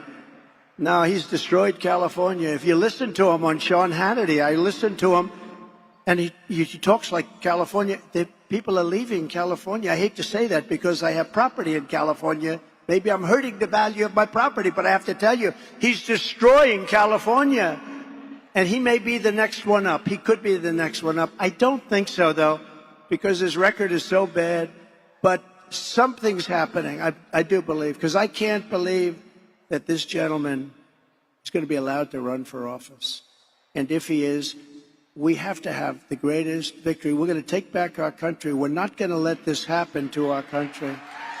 We're not going to let it happen. Think of this. A week ago, I woke up and I heard that Russia has nuclear-powered submarines in Cuba. That's 60 miles off the coast of Florida.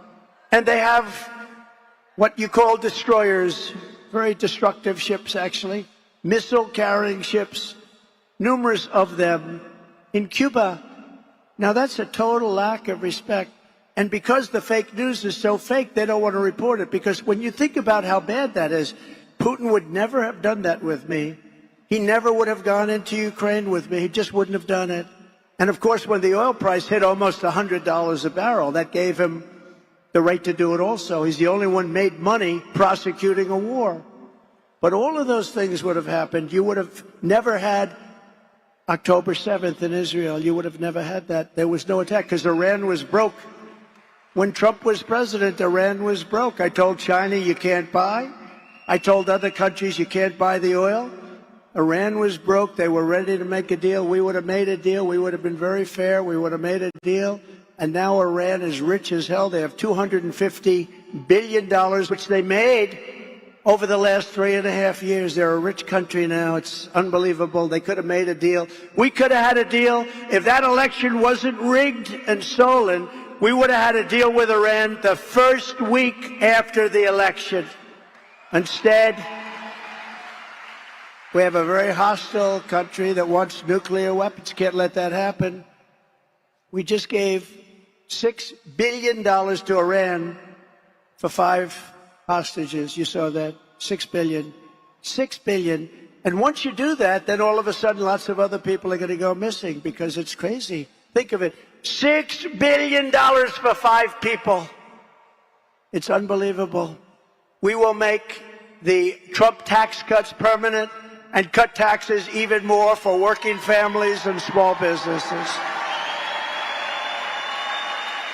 You know, it's interesting. We cut taxes, the biggest tax cuts in history, bigger than Reagan. Because Reagan had big tax cuts, we had bigger than Reagan. So the rates were cut way down, for business down to 21% from, including state and city and everything. Many companies were paying much more than 50. So they were cut way down, 21%. In fact, I'd like to bring them down further, and for the middle class, bring them down even more. They're going to let them expire. They're going to give you the biggest tax increase you've ever had, ever, by 4 times. But the amazing thing is we cut the rates way down, and we took in more money than we ever took out before. So with a lower rate, the incentive was so great. People were doing things. Businesses were thriving. So with a much lower rate, we took in more revenue than we ever took in before. It's an amazing number, right? Who would think? As part of those tax cuts, I have announced that I will eliminate taxes on tips for restaurant workers and hospitality workers and anyone else relying on tips. No more taxes on tips. No taxes on tips. None. None. In fact, on your receipt, when you get your receipt for a restaurant, you know who sent me one? Kid Rock. How good is Kid Rock? Isn't he great? But he sent me a receipt. And he wrote on the receipt, vote for Trump and you won't pay taxes on tips. He wrote that on the receipt. I said, that's very smart. That's very smart. Smart guy. So for restaurant workers, for hotel workers, for caddies, for car people, it's a lot. But anybody receiving tips, there's no more tax on tips. And I think that's going to be a great thing. You know, they earned it. A lot of people don't get tips. You don't like the service, you don't give them anything, right? You don't like the service, but somebody does a good job, they're supposed to pay tax on it. No, so we're ending that immediately, effective immediately when we get in. As we rescue our economy, we'll also seal the border and send Joe Biden's illegal aliens back home. We have no choice. It's not sustainable by anybody. We have no choice. Less than 4 years ago, I handed crooked Joe Biden the strongest, most secure border in U.S. history. We built 571 miles of border wall. We ended all catch and release. We shut down asylum fraud like nobody's ever thought even imaginable. We had remain in Mexico, safe third agreements, and Title 42 all done and all agreed by Mexico. You think that was easy? It wasn't easy. It was nasty, actually. And we paid nothing for it. Nothing. Just like we gave Macron nothing, I was going to say. He was going to put a 25% tax on everything, anybody doing business in France. I said, you can't do it. He said, oh, Donald, we would love to do this. It was passed by our legislature and our parliament, or whatever the hell he calls it. And I said, no. So I gave it to Mnuchin and some people. I said, go deal with France. Tell them they're not going to do it. And they came back. They couldn't make the deal. And then they came back again. I said, you have one more day, make the deal. They couldn't make the deal. I called up Macron. I said, Emmanuel, how are you? How are you, Emmanuel? You saw the way he was toying with Biden 2 days ago. He was toying with Biden. Got Biden to sign things. I can't even believe it, what they're signing away. But he was toying with him. And I said to him, listen, Emmanuel, if you don't drop that tax immediately, no, I cannot do that. I said, yes, you can. If you don't tax it immediately, all wine, every bit of wine, every bottle of wine and champagne that you send into the United States, we're putting a 100% tariff on that wine or champagne. We don't want your wine and champagne. We make great stuff over here. And he said, Donald, that is not fair. I said, yeah, it's not fair to charge American companies 25%. I got to stick up for the companies. They're our job producer. He said, that is not fair. I said, Emmanuel, you have 24 hours to tell me. 10 minutes would be better. He calls me up 5 minutes later. Donald, we have agreed to terminate the 25% tax on America. I do things like this. You have no idea how many deals you could make on a phone. I don't even have to spend. How about Mrs. Biden and Joe Biden? They're back and forth like it's a taxi cab. from Europe. They come back. Let's go to the trial for a day. Back, forth. On Air Force One, like it's a taxi cab. It's not a taxi cab. It's serious stuff. But that's endemic of where they come with the country and how they run the country. They don't know what the hell they're doing. They really don't know what the hell they're doing. The entire world is emptying out their prisons and jails, their insane asylums, their mental institution, and our country's being turned into a dumping ground, and the entire world is laughing at us. They say, how stupid are the leaders of America? And they are stupid. Earlier this week, ICE arrested not one, not two, but 8 suspected terrorists. They're pouring in at levels that nobody's ever seen before. And we're going to pay a big price. We got to get them out fast. One of the first things I'm doing, we're getting them out fast. According to reports, many of these terrorist savages entered through Joe Biden's open border, and Crooked Joe released them immediately into the United States. He set them loose to spread their terror network all across America. Under Biden, there has been this is, by the way, Border Patrol. This isn't me. Somebody would say, oh, that's Trump. This is Border Patrol. There has been a 3,000% increase in the number of people on the terror watch list crossing the southern border. 3,000%. 3,000%. The choice for every voter this November is clear. You can have a president who lets thousands of radical Islamic terrorists into our country, or you can have a president who throws radical Islamic terrorists the hell out of our country and gets them out fast. Right?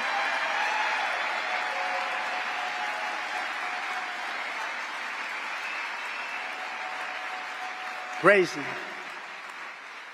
On day one of my new administration, we will begin the largest deportation operation in American history. We have no choice. This is not sustainable.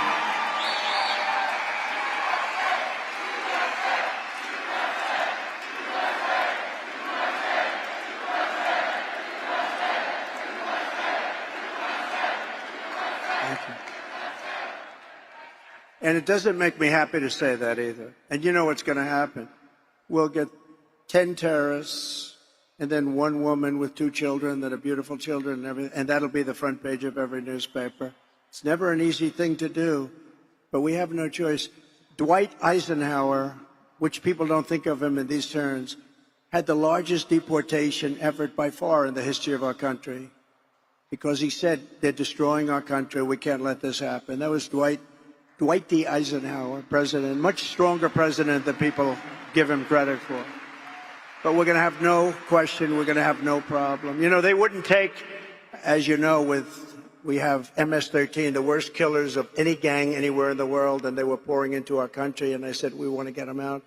I said, I want to bring them back to their country because you don't want to put them in our jails. It's so expensive and everything. They killed 2 girls on Long Island. They sliced them up with a knife. They didn't want to use a gun.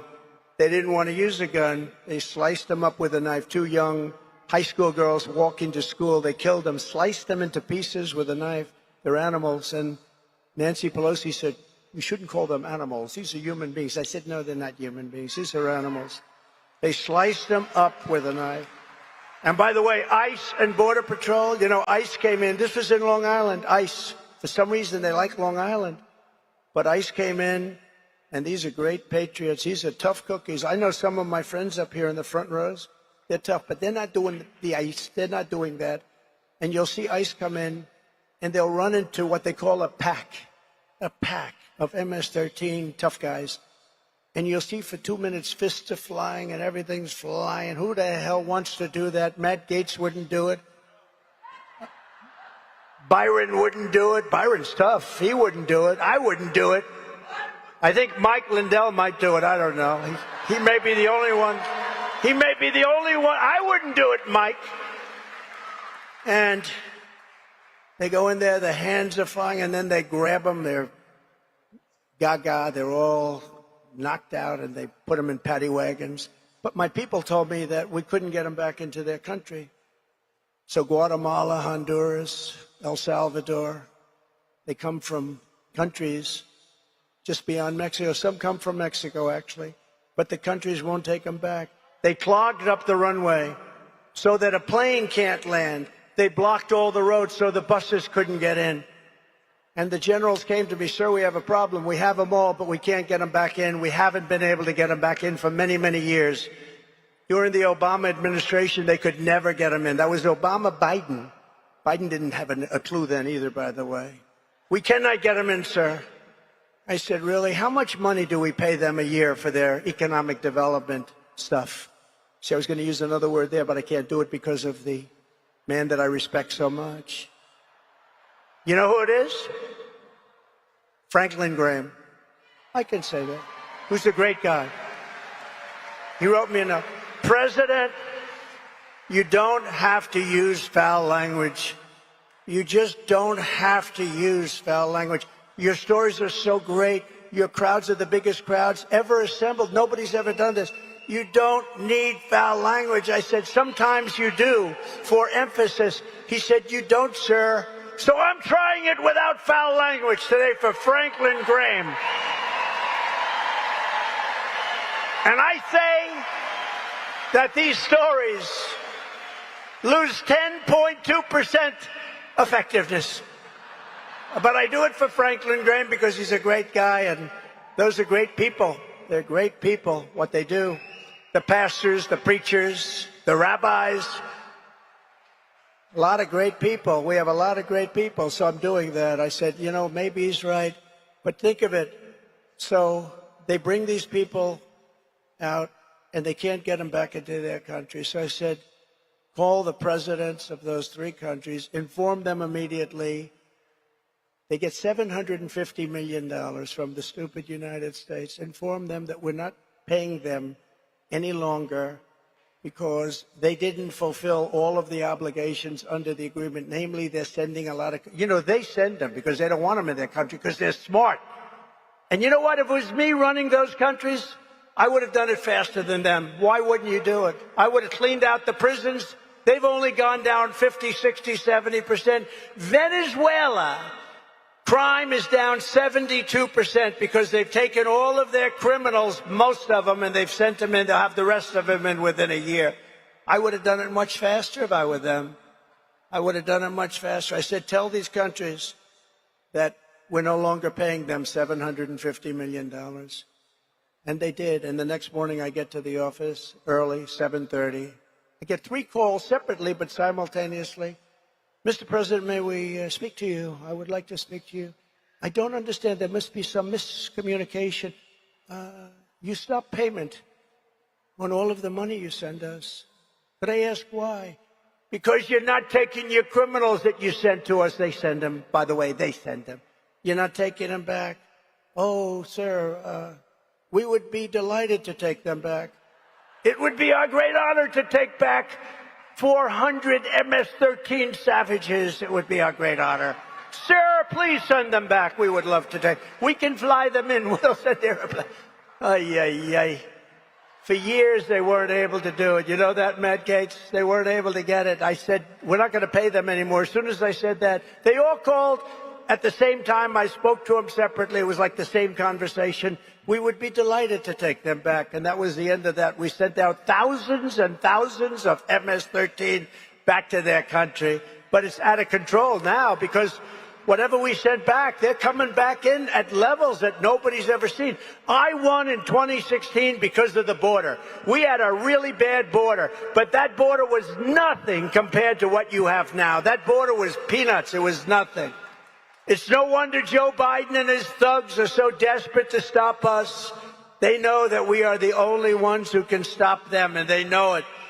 And it was just announced that they withdrew their lawsuit, the laptop from hell lawsuit, right? The fake. Remember where they said it was Russian disinformation? It wasn't.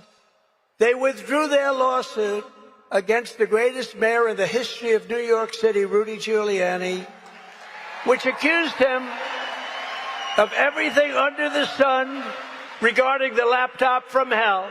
They withdrew it on the basis that everything that he said was true. For years, he's been fighting for himself. Everything Rudy Giuliani said was true. It was not from Russia. It had nothing to do with Russia. It only had to do with Hunter. Think of that.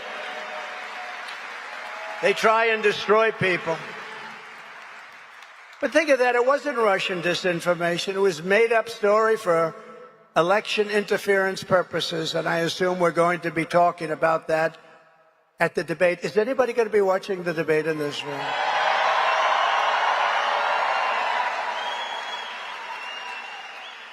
You know, they gave me an offer that I couldn't accept. They said it's Fake Tapper is the moderator. They said it's a sit down. It's a very sterile room, nobody in, nobody allowed in, nobody allowed, not even your family, nobody allowed in. There'll be no audience whatsoever. And they turn off your mics when you finish speaking. They're trying to make this very exciting, right? They turn off your mics so that you can't talk while the other man is talking, but maybe that's a good thing. Maybe that's positive. Let him talk. But so they assumed that I would say no because, you know, you got CNN, fake news, which their camera just went off. Look, their camera just, the light just went off. The CNN.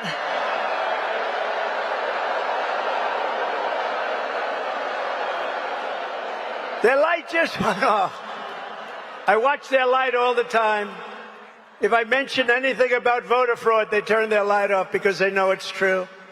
It's unbelievable. No, their light just went off. I can't believe I got about a minute and a half. That cameraman is toast. He's going to be fired immediately. But they gave me, it's like the mob. They gave me an offer I couldn't accept. I said, I accept. Because we want to get him to a debate. Because here's what happened. They made an offer that was so ridiculous, and they knew I was going to say no. And then they could go, they say, Biden wanted to debate, but Trump refused to debate, right? But Trump refused to debate. He wouldn't do it. But I said yes, and now they don't know what the hell to do.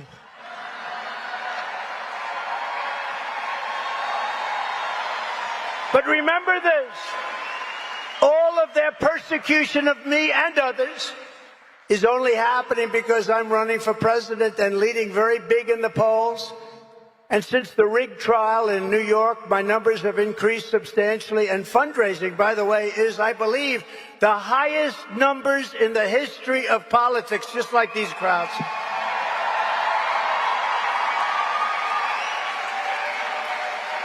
Because you know what?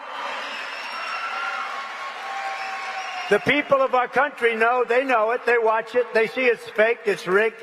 There was no crime. The greatest legal minds in the country, Alan Dershowitz, Andy McCarthy, Greg Jarrett, all of them, great. These are great legal minds, all of them, every single one of them. Greg Jarrett wrote the most beautiful report.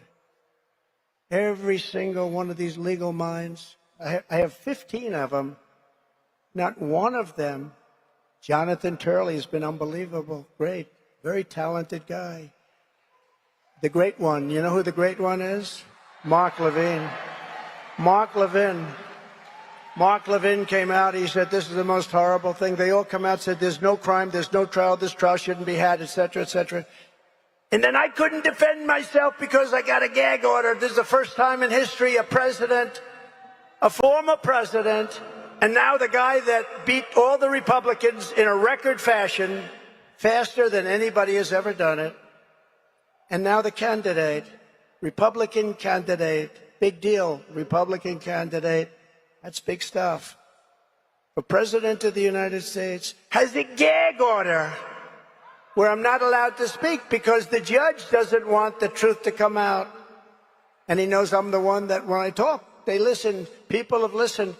And that's why the polls went higher. I'm the only one in history who got indicted and my numbers went up.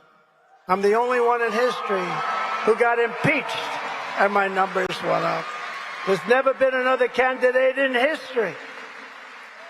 When you get indicted or you get impeached, the following events take place. You call for a microphone immediately. Please set up a microphone. Could you do it like quickly? Yes, sir. He then gets to the microphone. He goes, ladies and gentlemen, it's been a great honor to serve you. But I will be leaving office. I have to be careful because they'll put this on as though I'm saying it. So I have to intersperse it with statements like, this is just sarcasm. But they get up to a microphone and they say, I'll be leaving office now. I will fight for my name and reputation. And I will bond and get closer to my family. And you never hear from the poor guy again. That's the end of him, right, Mike? That's the end of the... I've seen it about 200 times. I'm the only one that told the truth. I'm the only one that explained it. And I didn't have to because the people knew it. And they know me so well. They know me so well. They get it. I got indicted more than the legendary Alphonse Capone. Has anyone heard of Alphonse Capone? Scarface.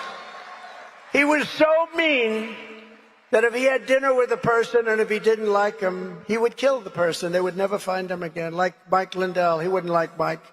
Because, you know why? He'd say, those ads, they are driving me crazy. Let's get rid of this guy. He couldn't stand those ads. Al Capone would take Mike out in 2 minutes. Mike's beautiful new wife would say, what the hell happened to my husband? You'd never be found. He'd be buried under the World Trade Center. But think of it, Alphonse Capone, Scarface, he was the meanest of them all. He had a scar that went from here to here. Scarface, the meanest, the toughest. I got indicted more than he did, and I didn't do anything wrong. I didn't do anything wrong. Even these great scholars, Jonathan Turley said there is no crime. Andy McCarthy said there is no crime. There's no crime. There was no crime. It's a rigged deal. We have a rigged country. We have rigged elections. We have open borders. Think of it. And the court system now is under siege. It's under siege. We have a lot of problems in this country. On top of that, we could end up in World War III because we have an incompetent leader that should never have been there. He's an incompetent man. As of today, we're leading Biden nationally and in every single battleground state, including the wonderful state of Michigan. Have you heard of Michigan?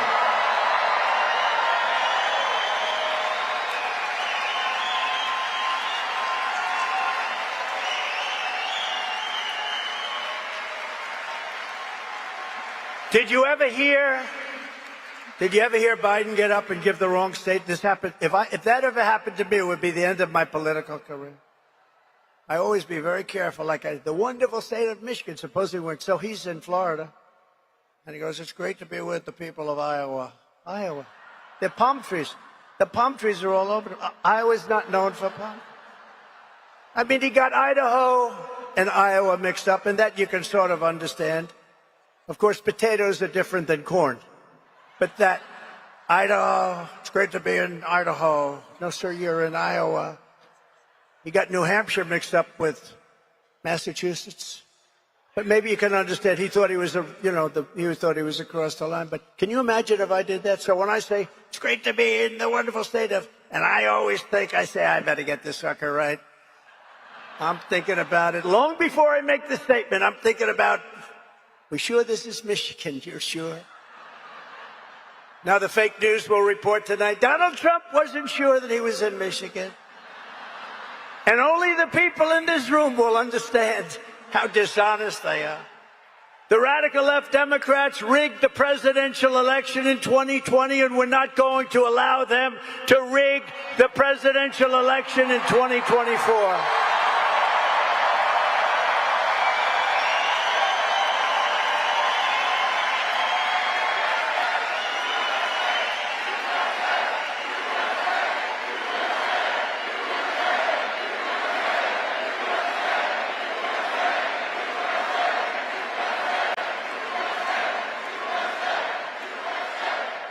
I will tell you, 2016 was that the coolest evening maybe in history? Maybe.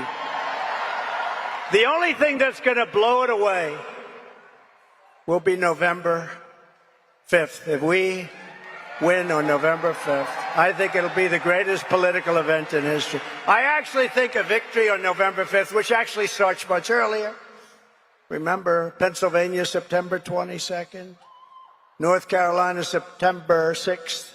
They start earlier. You know, it's sad when you have to go months early. It's crazy. What are they doing with all these votes?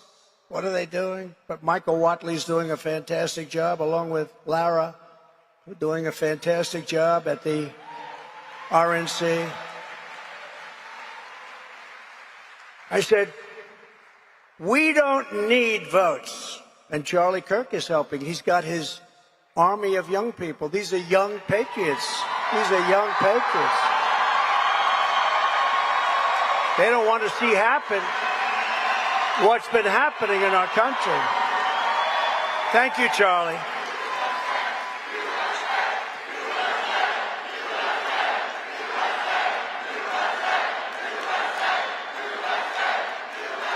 Well, thank you, Charlie. And I said to Charlie, and I said to Michael, I said to everyone, listen, we don't need votes. We got more votes than anybody's ever had. We need to watch the vote. We need to guard the vote. We need to stop the steal. We don't need votes. We have to stop. Focus. Don't worry about votes. We got all the votes. I was in Florida yesterday. Every house has a Trump sign. Trump, Trump, Trump, Trump.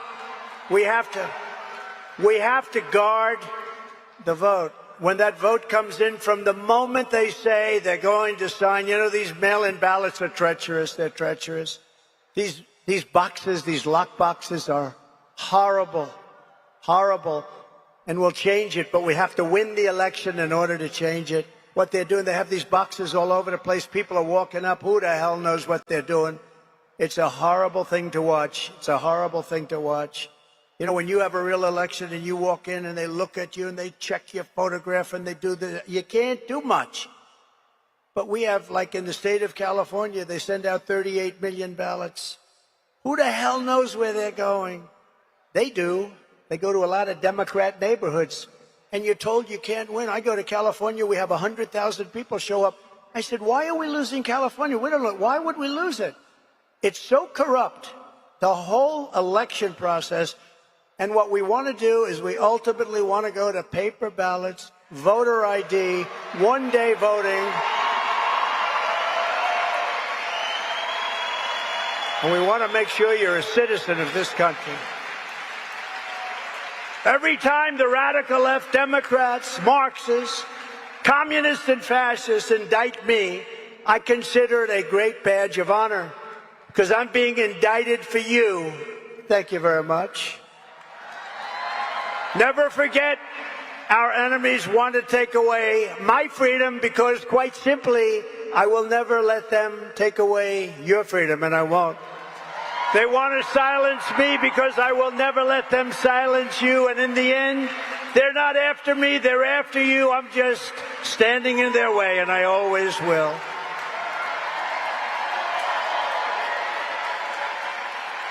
From the very first day that it's we, not me, it's we, that we take back the White House from crooked Joe Biden, I believe we're going to have the 4 greatest years in the history of our country. Before I even arrive at the Oval Office, shortly after we win the presidency, I will have the horrible war between Russia and Ukraine settled. We're going to get it settled and stop the death. Under my leadership, we had no new wars. Hillary Clinton, she used to say, look at him, listen to him, he's going to start wars. No, I stopped wars. We defeated 100% of the ISIS caliphate. We brought our troops back home. I had no new wars. I started no wars, first time in 78 years. Instead of a globalist warmonger, and that's what you have. In the White House, you finally had a peacemaker at 1600 Pennsylvania Avenue. These terrible wars, these horrible wars that were started, they never end. We call them the endless battles. Biden's weakness and failure are putting us in grave danger. As president, I will restore peace through strength. In my next term, we will build a great iron dome over our country like Israel has. A dome like has never been seen before, a state-of-the-art missile defense shield that will be entirely built in America and create jobs, jobs, jobs. It will be the greatest dome anywhere in the world. Israel has a dome. Why shouldn't we have a dome? We're going to have the greatest and most sophisticated. And by the way, Ronald Reagan wanted a dome. He was right, but the technology wasn't anywhere near that. You could never have done it then.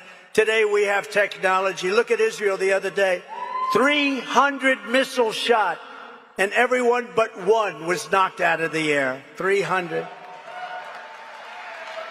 To further secure America's future and create opportunity for young people, I will end Joe Biden's war on crypto, and we will ensure that the future of crypto and Bitcoin will be made in America. If we don't do it, China will. If we don't do it, other countries will. I will always protect Medicare and Social Security for our great seniors. And you know, your Social Security and Medicare are under siege because of the people coming over the border. And the people coming over the border, all those millions of people, they're inflicting tremendous harm to our black population and to our Hispanic population. Those people are suffering because their jobs are being taken, their hospitals are being taken, their schools are being taken. They're the ones that suffer most. You know who else suffers? Unions. No union's going to be able to be sustained like this. We will end the weaponization of our government. We will bring back law and order to our country. We will take care of our police officers and our great law enforcement.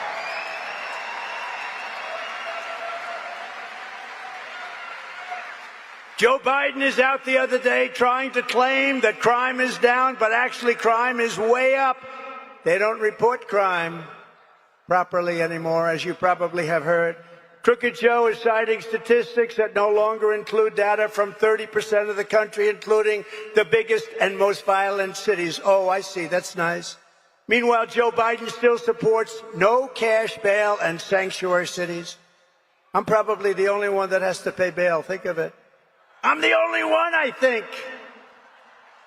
He's responsible for the deaths of countless African Americans from crime, and he also devastated black families in 1994 with the crime bill. Super predators, remember? That was Joe Biden came up with that. Super predators. The black people have to remember when they go to vote. That was 1994 crime bill. Super predators, Joe Biden. When I'm president, we will end sanctuary cities. We will once again support our police. We will be going and rebuilding our cities into beacons of hope, safety, and beauty better than they ever have been before. We will take over our horribly run capital in Washington, D.C. We will clean it up, renovate it, rebuild our capital city that no longer will we allow it to be a nightmare of murder and crime. It's a nightmare of murder and crime in our capital. You leave Michigan, you want to go see the Washington Monument, the Jefferson Memorial. You want to see something in Washington, you end up getting killed. You end up getting shot, beat to a pulp. But our capital will become the most beautiful capital anywhere in the world, and it will be safe from crime. We owe that to our country. And we will replace the people that are running our capital, who are running it into the ground, who, by the way, were offered 10,000 soldiers or National Guard on January 6th, along with Nancy Pelosi. Oh, did you see Nancy Pelosi? Her daughter's in trouble. Her daughter is a semi-professional photojournalist, as she calls herself. And she has Nancy on tape saying it was Nancy's responsibility to secure the Capitol. I hope the congressmen and women remember that little tape that was released 2 days ago, because the fake news doesn't want to talk about it very much. She took full responsibility for it. She's angry as hell at her daughter. She may cut her daughter off from all of the millions and millions of dollars that she scammed as a congressperson. Think of it. She has better returns on her money than the smartest people in the history of Wall Street. Look at that.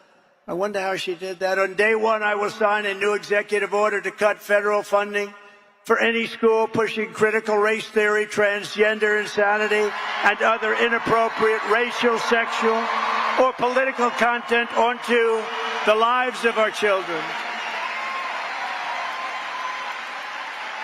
And I will not give one penny to any school that has a vaccine mandate or a mask mandate.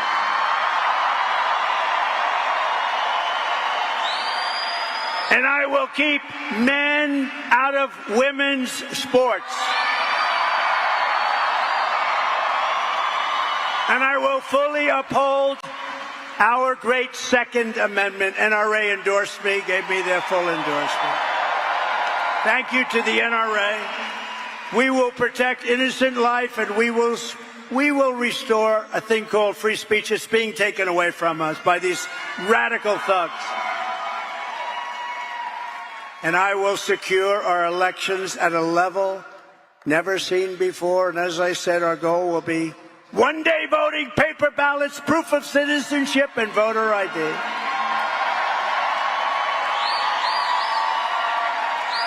But we have to win. Republicans have to win. We want a landslide that is too big to rig. Remember that, too big to rig. How do you win it? There's a point at which they can't cheat.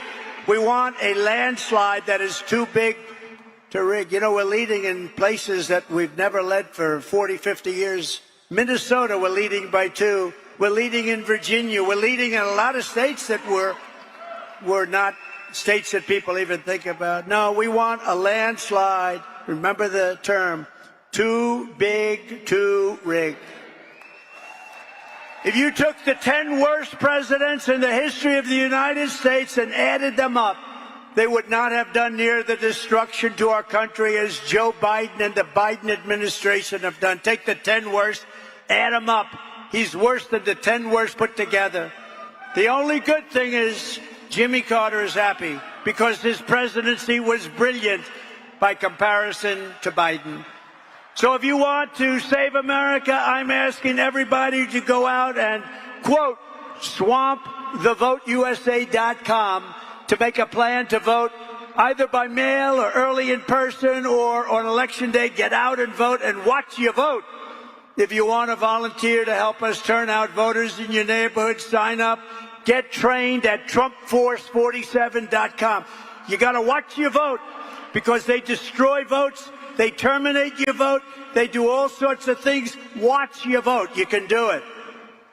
In conclusion, from Marquette to Midland, from Lansing to Flint, and from Grand Rapids to right here in Detroit, we stand on the shoulders of red-blooded Michigan patriots who laid the railroads, worked the factories, tilled the fields, forged the steel, fought the battles and won the victories that built the Motor City and made America into the greatest and most powerful nation in the history of the world. And we're going to bring back your auto industry at a level greater than it was 30 years ago.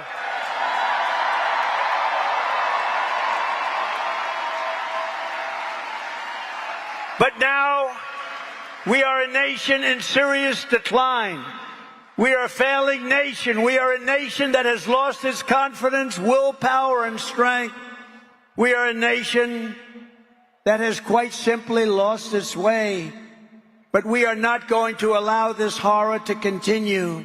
Less than 4 years ago, we were a great nation, and we will soon be a great nation again. With the right leadership, every disaster Joe Biden has created can be fixed and can be fixed quickly.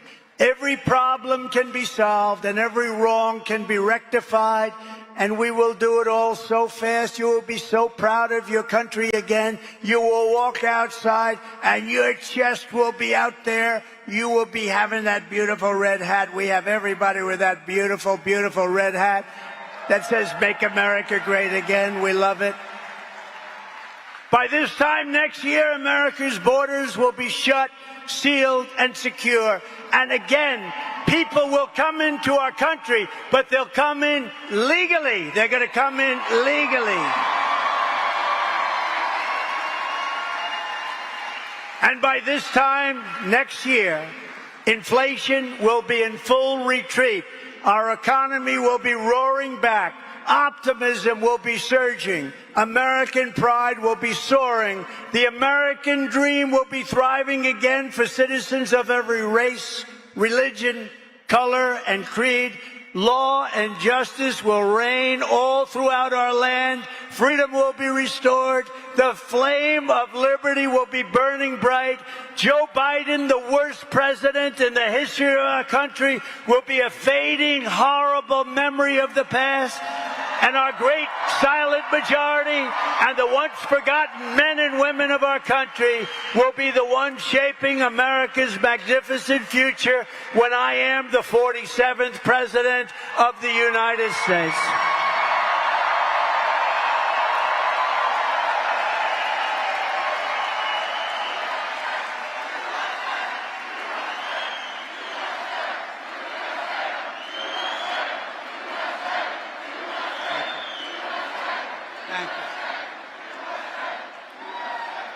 Because we are all Americans, and together we will show November 5th to be the most important day in the history of America.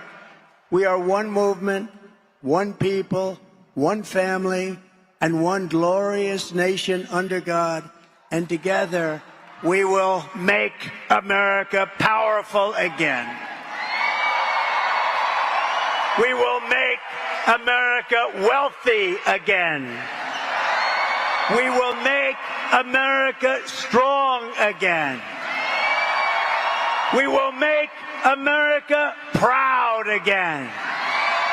We will make America safe again. We will make America free again. And we will make America great again. Thank you, Michigan. God bless you. Thank you very much. God bless you.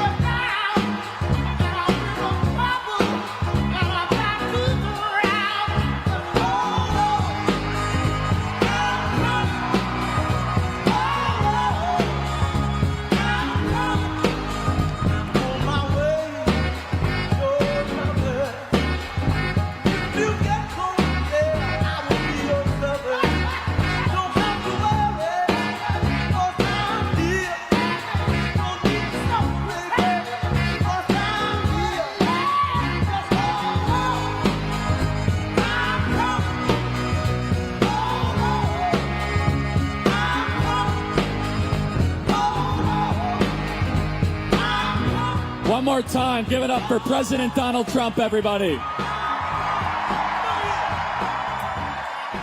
Remember to vote in the straw poll, a straw poll that will be heard across the nation of who you think should be the vice president. Say hello tonight, Paul.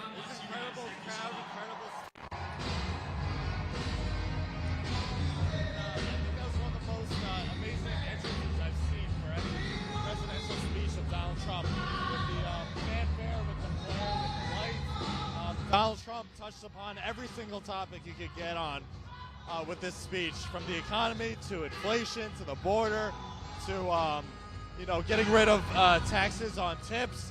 So it was an incredible speech, and the energy in this room is still unbelievable. Cuts are permanent, and he'll cut taxes even more for families and for small businesses. President Trump talking about the border, talking about the auto industry here in Michigan, and just making a promise that we will make America great again. That'll do it for us for this doubleheader here today in Michigan. President Trump speaking at a roundtable earlier today with some pastors in the community, and then here at Turning Point Action. I want to remind you, Birch Gold is the place to be when it's talking about converting your IRAs and 401ks into precious metal. Text the word Trump to 989898.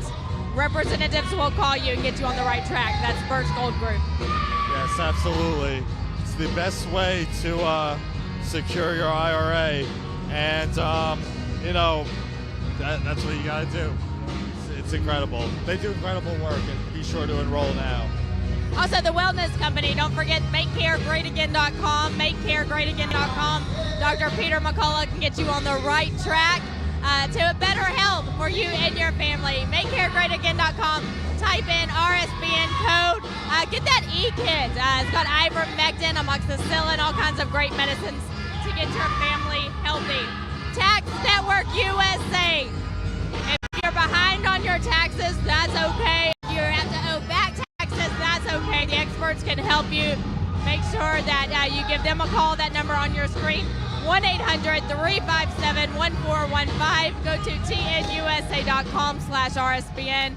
There are licensed agents in every state, so no matter where you live, Tax Network USA can definitely help you out. Absolutely. And be sure, visit tnusa.com/RSBN. Be sure to use the RSBN promo code. Yeah, freetrumpbook.com. Don't forget about the free Trump book. All you have to do is pay a small shipping and handling fee, and they will definitely get you and your children learning all about Donald Trump in his term as 45, and also how our government works. That's freetrumpbook.com. Finally, if you're done with debt, we all are. Be done with it. Tell it goodbye. Kick it to the curb. Donewithdebt.com. It's your lifeline to get rid of any debt you may have. So if you're living off credit, that's okay. The experts there are going to help you out to make sure that you are done with debt. That's donewithdebt.com. Oh, they're the debt elimination experts, the best in the game. So obviously, donewithdebt.com. And that's donewithdebt.com. And be sure to enroll today. All right, it's loud here. The party is still going here in Michigan as Turning Point Action finishes up its Saturday with President Donald Trump. They'll continue into tomorrow. But for us, don't forget that we will be in Wisconsin on Tuesday and Pennsylvania on Saturday. I'm Vanessa Broussard with Colin Cross. Thanks so much for watching Right Side Broadcasting Network. We'll see you right here next time. Parents and grandparents, the 2024 Kids Guide to President Trump is here, and it's free. As a bonus, your child gets a free issue of Everbright Kids Magazine and Activity Book, and a free video lesson. Order now at freetrumpbook.com. That's freetrumpbook.com. What's up, guys? My name is Jaden Hurd, and I'm the host of the Let It Be Heard show here on RSBN channel. I would love for you guys to check me out. I'm on Spotify, Apple Music, Apple Podcasts, Rumble, YouTube. We release episodes every single week regarding culture, Bible, social issues, politics, current events, anything. So if you're into any of that stuff, I highly recommend you check me out. God bless you guys, and stay safe out there.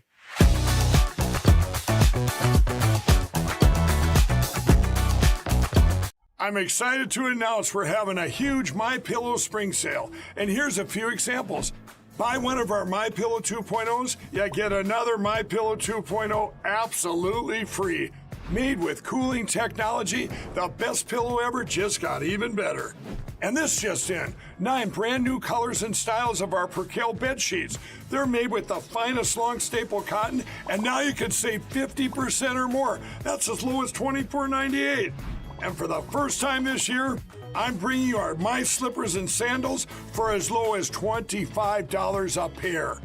So go to MyPillow.com or call the number on your screen. Use your promo code to get your MyPillow 2.0s. Buy one, get one free. Percale sheets as low as $24.98. My Slippers and Sandals as low as $25 a pair. And for a limited time, when you order $75 or more, your entire order ships absolutely free. Welcome to the Right Side Broadcasting Network. We're not like the other media outlets out there that cut and edit what other people say.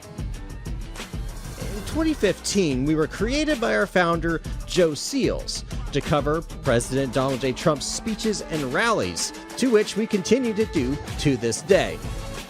We've also covered important conservative events like CPAC, TPUSA, March for Life, and many other important events and hearings around the country. We were made for people like you, everyday Americans who are tired of the mainstream media, who are tired of being lied to, manipulated, and fed an agenda. Our goal here at Right Side Broadcasting is to allow you to see the truth, giving our correspondents and commentators a wide latitude to speak their minds. You won't find anything like this in the mainstream media. Your support through your donations, locals, and supporting our advertisers allows us to continue to cover important events around the country each and every day. So, from us here at Right Side Broadcasting, thank you for supporting us and the right side of history.